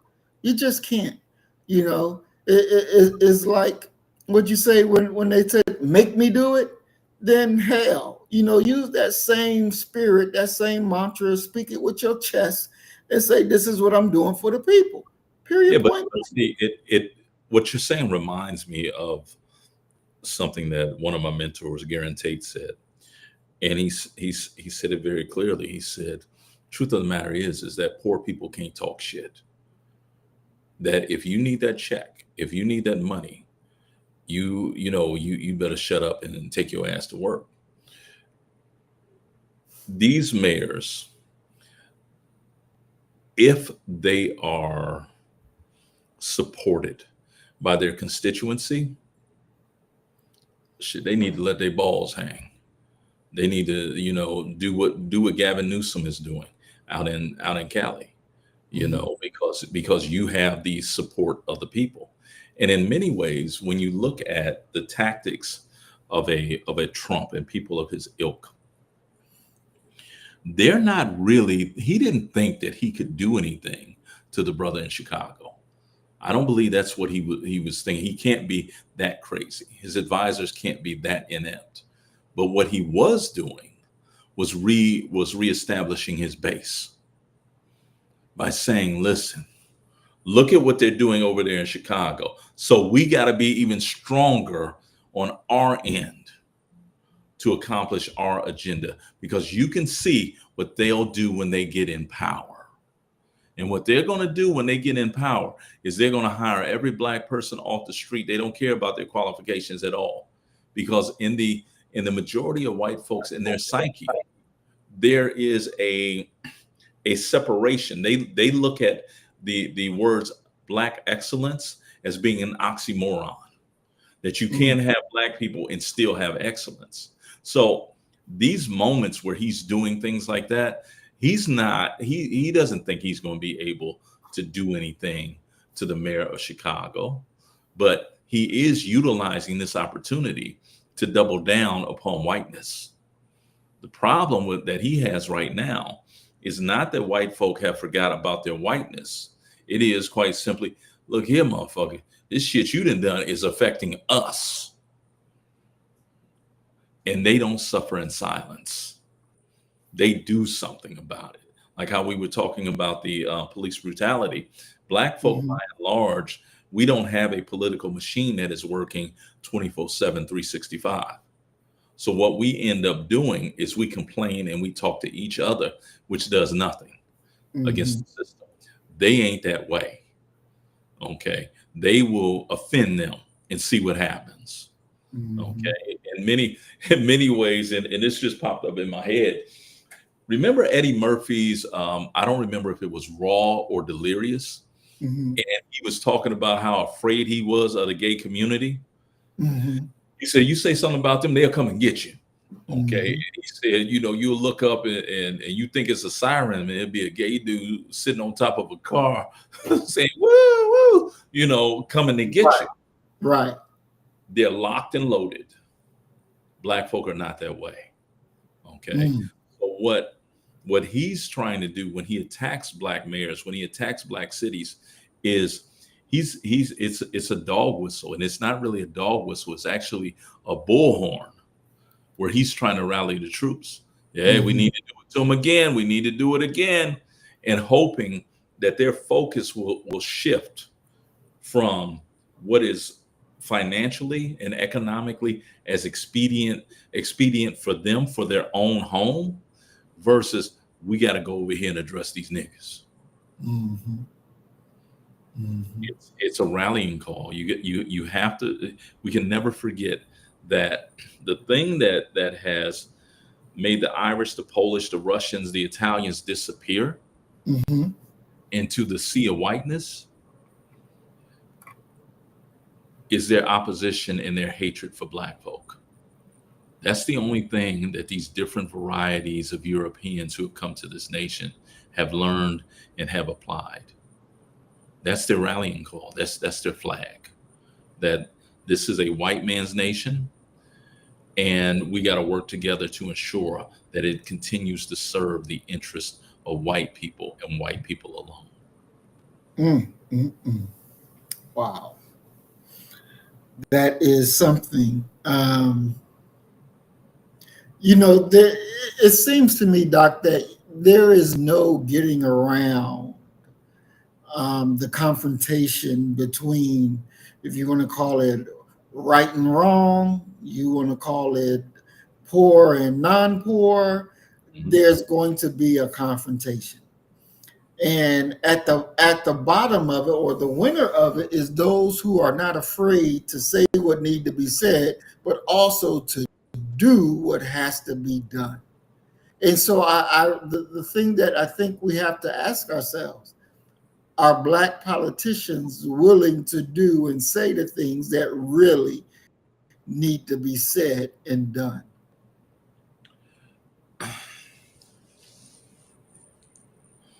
I'm still caught up on the idea of let's take Minister Farrakhan.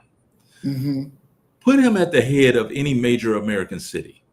Mm-hmm. What can he do? Shit, I think he would do a whole lot. Yeah, Because what can he do? what can he do? Yeah, what could he do? He can make the playing field even and fair. How? What How? playing field and how? The playing fields of justice, the playing fields of jobs, the playing fields of your utilities, and every aspect, because the mayor and city council have more actual power than the president of the United States does when it comes to your actual life, what actually affects your pockets, what actually affects your home. Let's use one of those. Let's talk about economics. Okay. As far as jobs, how could he impact economics? Well, jobs, he can make sure that there's a fair base. If he needed to open up the city government more to employ more people, if he wants to talk with businesses and get, hey, let's just like Trump does. Hey, come here, we need to talk about this. We want this base to be open. We want this to be done. There's a lot of things that can be done. How would a mayor impact a private business as far as their operation, their hiring practices? How does a mayor do that? Because when it comes to tax incentives that these businesses get for opening up and operating in that city, then they can say, okay, well, look, we're giving you this amount of tax breaks, so we expect this amount of jobs, especially for this amount in our community. Everything is negotiable. Everything's on the table because they want to come and they want tax breaks and they want business. That just happened here in Texas. Texas is in the middle of this right now. Mm-hmm. With Governor Abbott. The booming town for probably the last 5 years in Texas has been Austin. Austin, when all of those startups and all those tech jobs on the West Coast shut down, the vast majority of them moved to Austin. And I mean, Austin was booming at a level that was just like incredible. People said it would never end. Okay, that it was, the perfect storm had come together. And within the last 3 months, Austin has went down the drain. And the thing that made them go down the drain is ironically what you're talking about. Other cities, like one of the major ones, moved to Nashville. And the thing that led them to leave Austin and go to Nashville was tax incentives, tax breaks. Okay. So my question is kind of aimed at, if cities know that to bring a business in, this is what you have to do, they'll do that. But now, can you go the step further and tell them that they have to hire so many Black folk? Oh, most definitely. You sure can. I don't know. You can. You can. Because, it's just like the state of New Jersey, right? When you drive to New Jersey and you stop at a gas station, you can't put gas in your car. Yeah. The people work at the gas station come out there and pump your gas for you. Because somebody in New Jersey, some governor said, look, we got to look out for our people. So look here, y'all can't pump your gas. You got to pay somebody good money to come out there and pump gas for people. And that's what they do. You have to be unwilling to be, sold down the river. But can you ensure that the person pumping the gas is going to be Black, is going to be from this community? That's kind of, what are the limits of a mayor in regards to dictating what a private business will do? And that's kind of my thing, that the mayor is not the end all in regards to a city's operations and things like that. I think I used the example of Coca-Cola. If the mayor of Atlanta comes in and receives a voice message that Coca-Cola is picking up its roots and leaving Atlanta, Atlanta's going to be devastated. But there's nothing the mayor could do to prevent that. Kind of like what the mayor of Austin, he couldn't do anything to keep that tech company from taking 2,000 jobs literally overnight and moving to Nashville. And they're not allowing these people to work remotely or anything like that. You got to physically get up and you got to leave. Mm-hmm. So I just think that, especially when you're talking about black mayors, that we look at a black mayor not as if he's the president, but almost as if he's God. And because we now got one of us in there, now that we got a man downtown, that things are going to become appreciably better for us. The truth of the matter is that it's going to open up a lot of opportunities for people who are in their inner circle, because now they're in charge of the money. But for common black folk, just like for common white folk, I don't see that bump coming, and for most people, beyond the symbolism surrounding we got a black this or a black that, I don't really see their lives improving much. It's like this, even with when they build these apartment buildings and such, they have to set aside a certain amount of these apartments in the building for low income people. They don't have this is law. You have to do that. And so if you have to do that for, apartment complex, living spaces, wherever they building houses, you have to have a segment of that for low income people. You can use that same model. You have to have a segment of that for good paying jobs for black people. We have to go beyond the mere thought of how am I going to make this happen, to just do it, to just fight it out, to just do it, make it happen by any means necessary. What good is it to be able to say you the mayor, but can't even help your own damn people? See, to me, that's like a person who denies having the power and want to say, oh, because they ain't gonna let me. Nah, fuck that. Go ahead and make it happen. But today, at this moment in 2025, do you believe that there is a mayor of a major city who will stand up and say that I'm here to help my people? No, they ain't made like that. And that's I mean, we had him with Coleman Young. Coleman Young would have said that. Yeah, he would have said it. Richard Hatcher would have said it. Maynard Jackson would have said it. But the time has changed now. And especially and once again, those brothers, they got cities at a moment where the white flight was at its height. Okay. White folk are now back in the central cities. Mm-hmm. When you look at Houston, black people have by and large conceded major parts of the 3rd Ward, 4th Ward, and 5th Ward to white folk. White folk are there. If you go down to in the area, they call it what do they call it now? They got a name for it that I refuse to call it. The historical name of it is Freedman's Town. Okay. And it was a swamp that was utilized, nobody wanted to live there. And it's right near downtown. But black folk, formerly enslaved black folk, went ahead and drained the swamp. They had these beautiful historic bricks that are there. When you drive on the roads, they're like cobblestone roads there.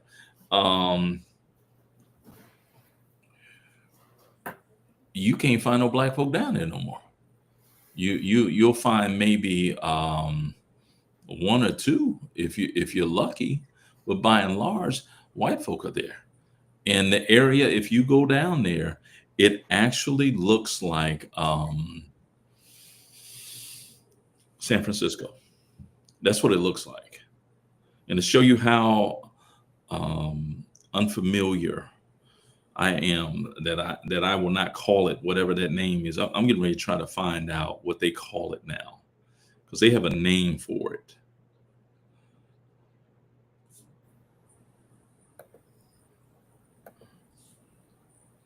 What do they call? Mac, what do they call that area?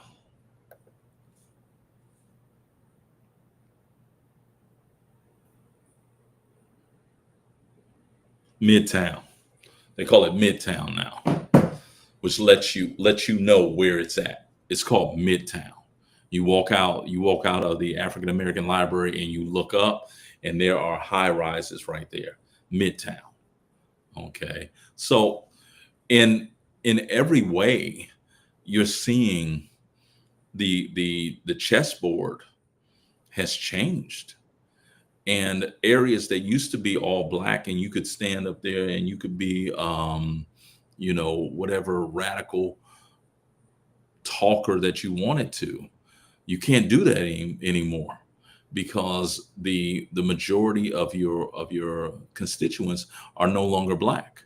And those who are black, they are not native residents of the 3rd Ward, the 4th Ward, and the 5th Ward. They're just not. And so that, in many ways, if you're looking for political longevity, you're going to have to alter that and deal with it and help your people as best that you can. You know, that great saying that a rising tide lifts all boats. Well, maybe some black folk will get lifted in the process of saving the city in general. But that old model that we saw, where central cities have been basically conceded to poor and working class black folk, that's no longer the case. I won't say it'll never be that way again, because it possibly could, but right now it's not. You know, these white folk are living in the central cities, and when they live into the central cities, they move in those cities, it changes. You know, my best friend used to live in Harlem and St. Nicholas Avenue Park. Every Saturday, St. Nicholas Avenue Park, the African drummers would be out there, and they would be drumming, and they would drum until the sun came up. It was almost as one of the most beautiful things, that it looked like those brothers were willing the sun to shine for another day. White folk came up in there, got on the board for the homeowners association board. Shit, let a Negro get found with a drum in St. Nicholas Avenue Park. Now they think that he was sending out signals for the next slave insurrection. You are not allowed to do that anymore. And so you see a conceding of black neighborhoods and black traditions and things like that. And what makes it worse is that a lot of the black folk who are in these areas, they still outnumber the amount of white folk who are living there. But the white folk are politically organized and politically engaged. So their presence is in many ways concentrated. It is super strength versus black folk who are just going through their life day by day. And when something like what happened in St. Nicholas Avenue Park occurs, we talk to each other about it. We don't strategize about, well, we got to get everybody registered to vote so we can get on the homeowners association board and we can change it back to what it was before. And this is Harlem. This ain't no area where black folk haven't historically ruled. This is Harlem I'm talking about. You know, Doc, one thing that I had a conversation with Mayor Barry. Hold on one second. Huh?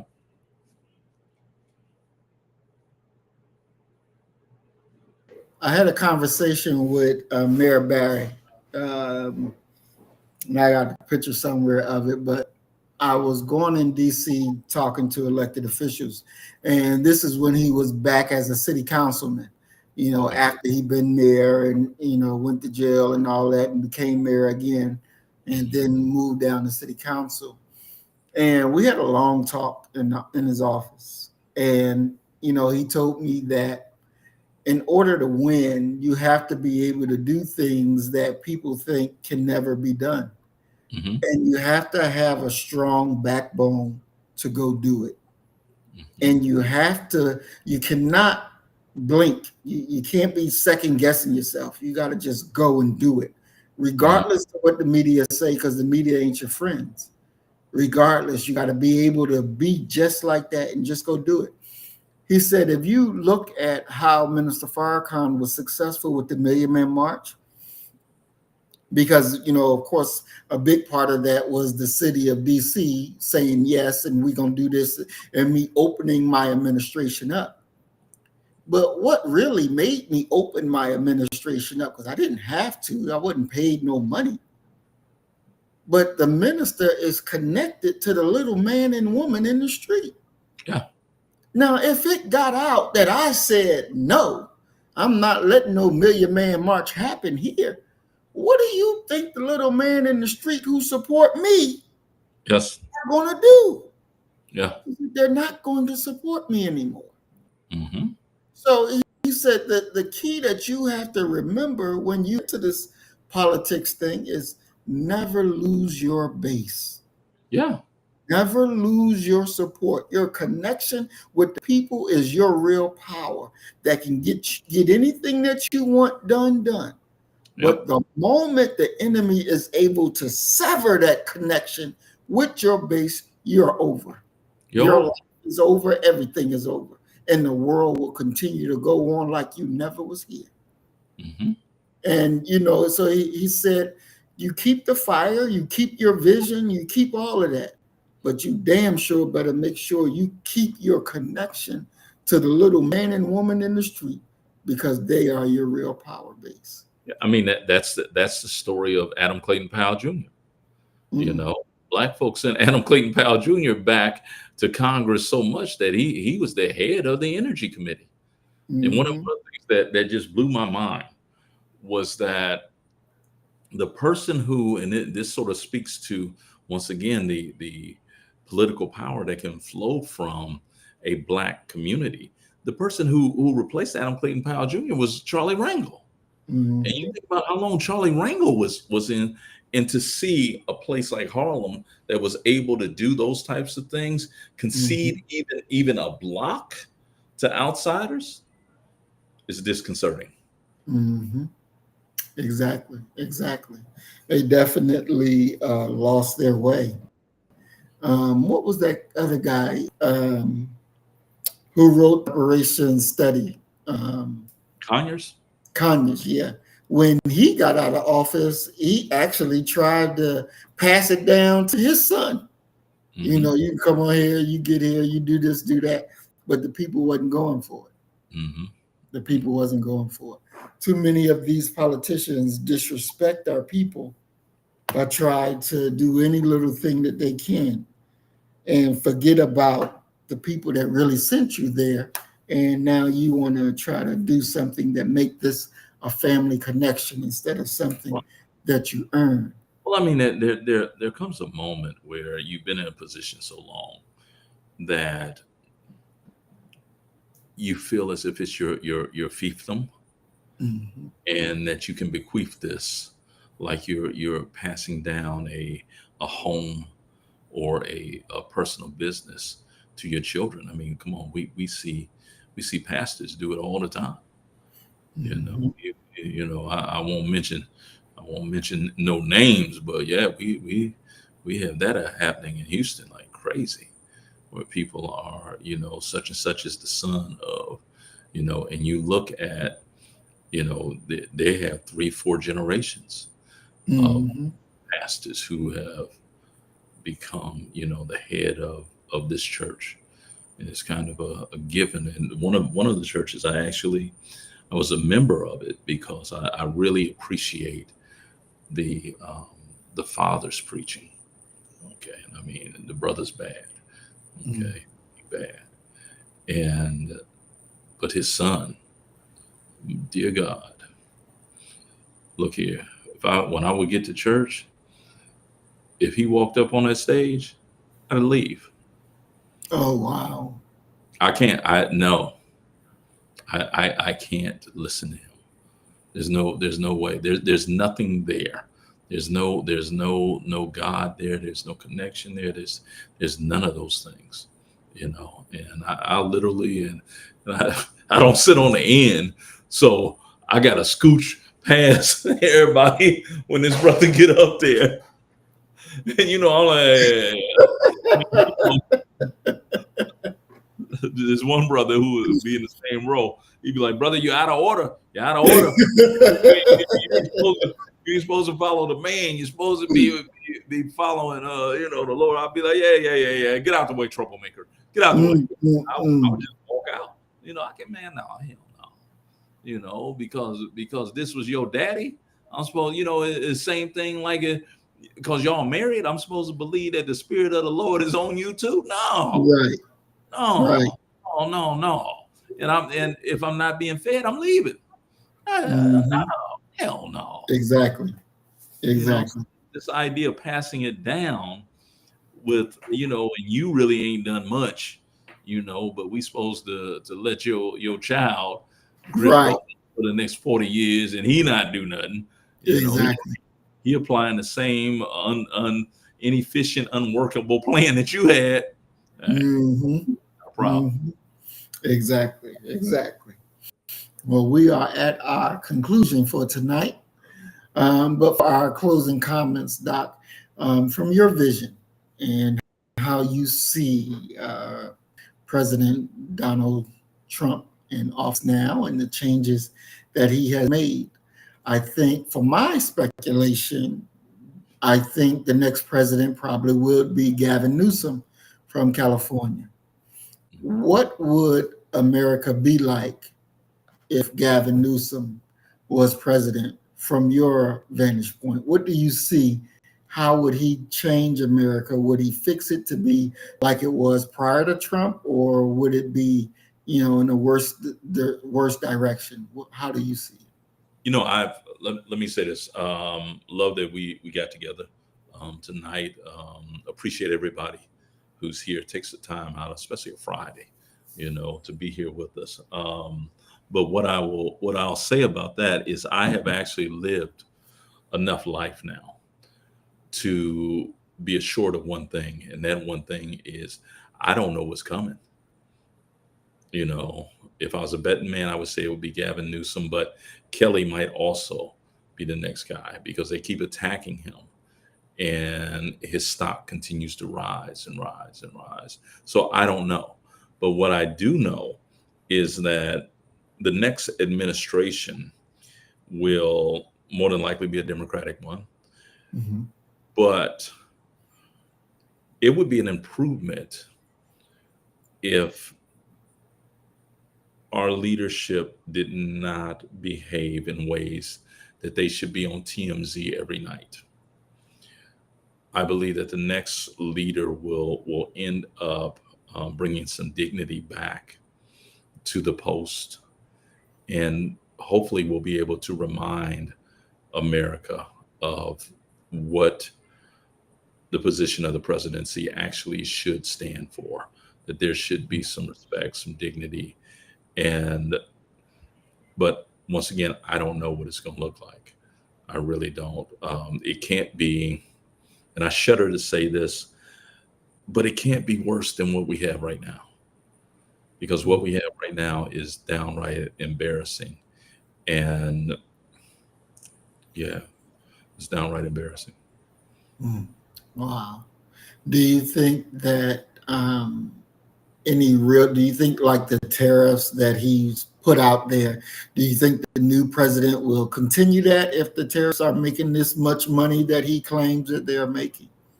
No, I believe that the tariffs will have to go, and they'll go immediately because the American people now should understand, unless you got some type of developmental issues, that all tariffs are attacks that are being put on the American people. And so if you were historically astute, you would understand that the implementation and the placing of tariffs is exactly what Herbert Hoover did during his administration.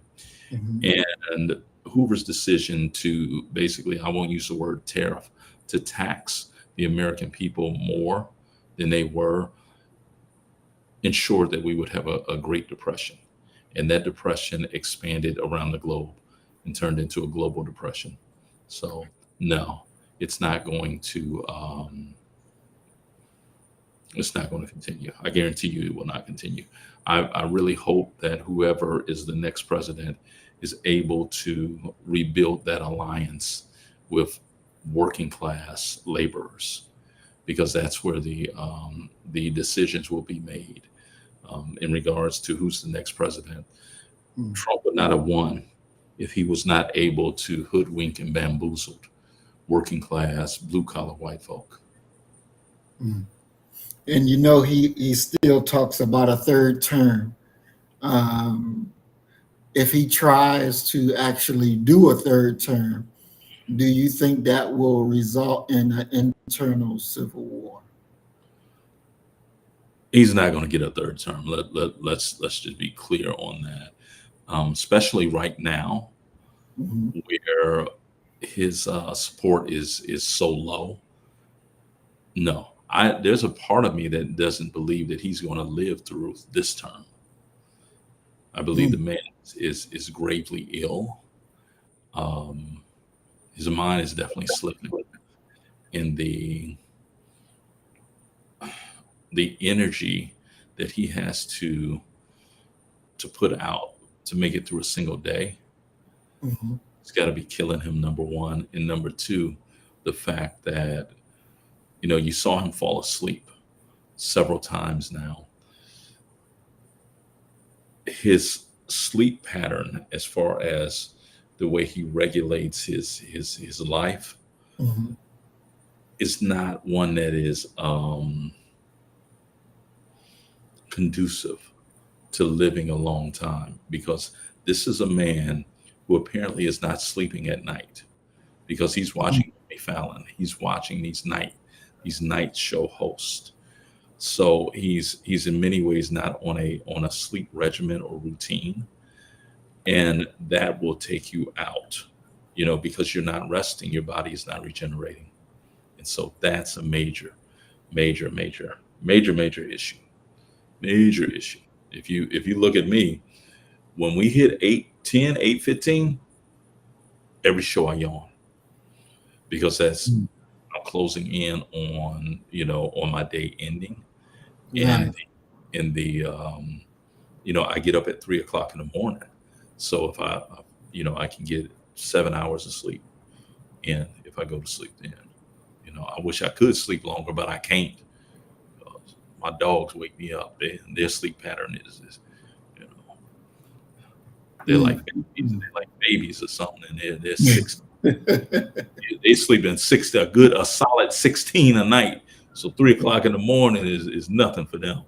So Wow. All righty. This damn thing. All right, family. Well, we appreciate everybody, and don't forget, we will be back tomorrow. Same time, same channel, different subject. And like we always say, Doc, any more closing comments you may have before we go? No, not, just enjoy being here. Just enjoy, and I really appreciate everyone that takes the time to support us and has supported us for years now. Would like to really thank, what was my man's name who subscribed tonight? David. Thank you for subscribing to us, David. It means a lot to us. I see you're up in Canada and all of that. So thank you for subscribing to us and supporting us. So that would probably be it. Oh, a question: Are we rolling tomorrow or what? Yes. Okay, we're rolling tomorrow. Now let me give you this disclaimer. Okay, if I'm down tomorrow, which I don't expect to be, my boys didn't let me down.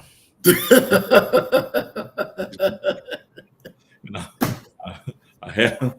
I'm kind of nervous because Lord interceded already in Dallas in Cowboy Stadium already. And I just hope that he can make his way up there to the game tomorrow, because if not,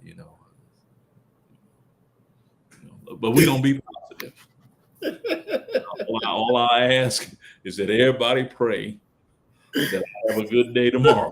If I don't have a good day tomorrow, tomorrow's show gonna be one you definitely don't want to miss.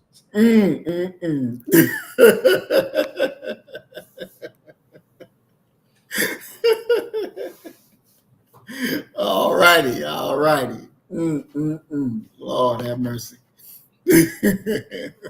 So as we always say, you kill the nigga in you, I'm gonna kill the nigga in me, and our God will reign supreme. We are Black first, today, tomorrow, and forever. Peace and blessings. Assalamu alaikum. Shalom.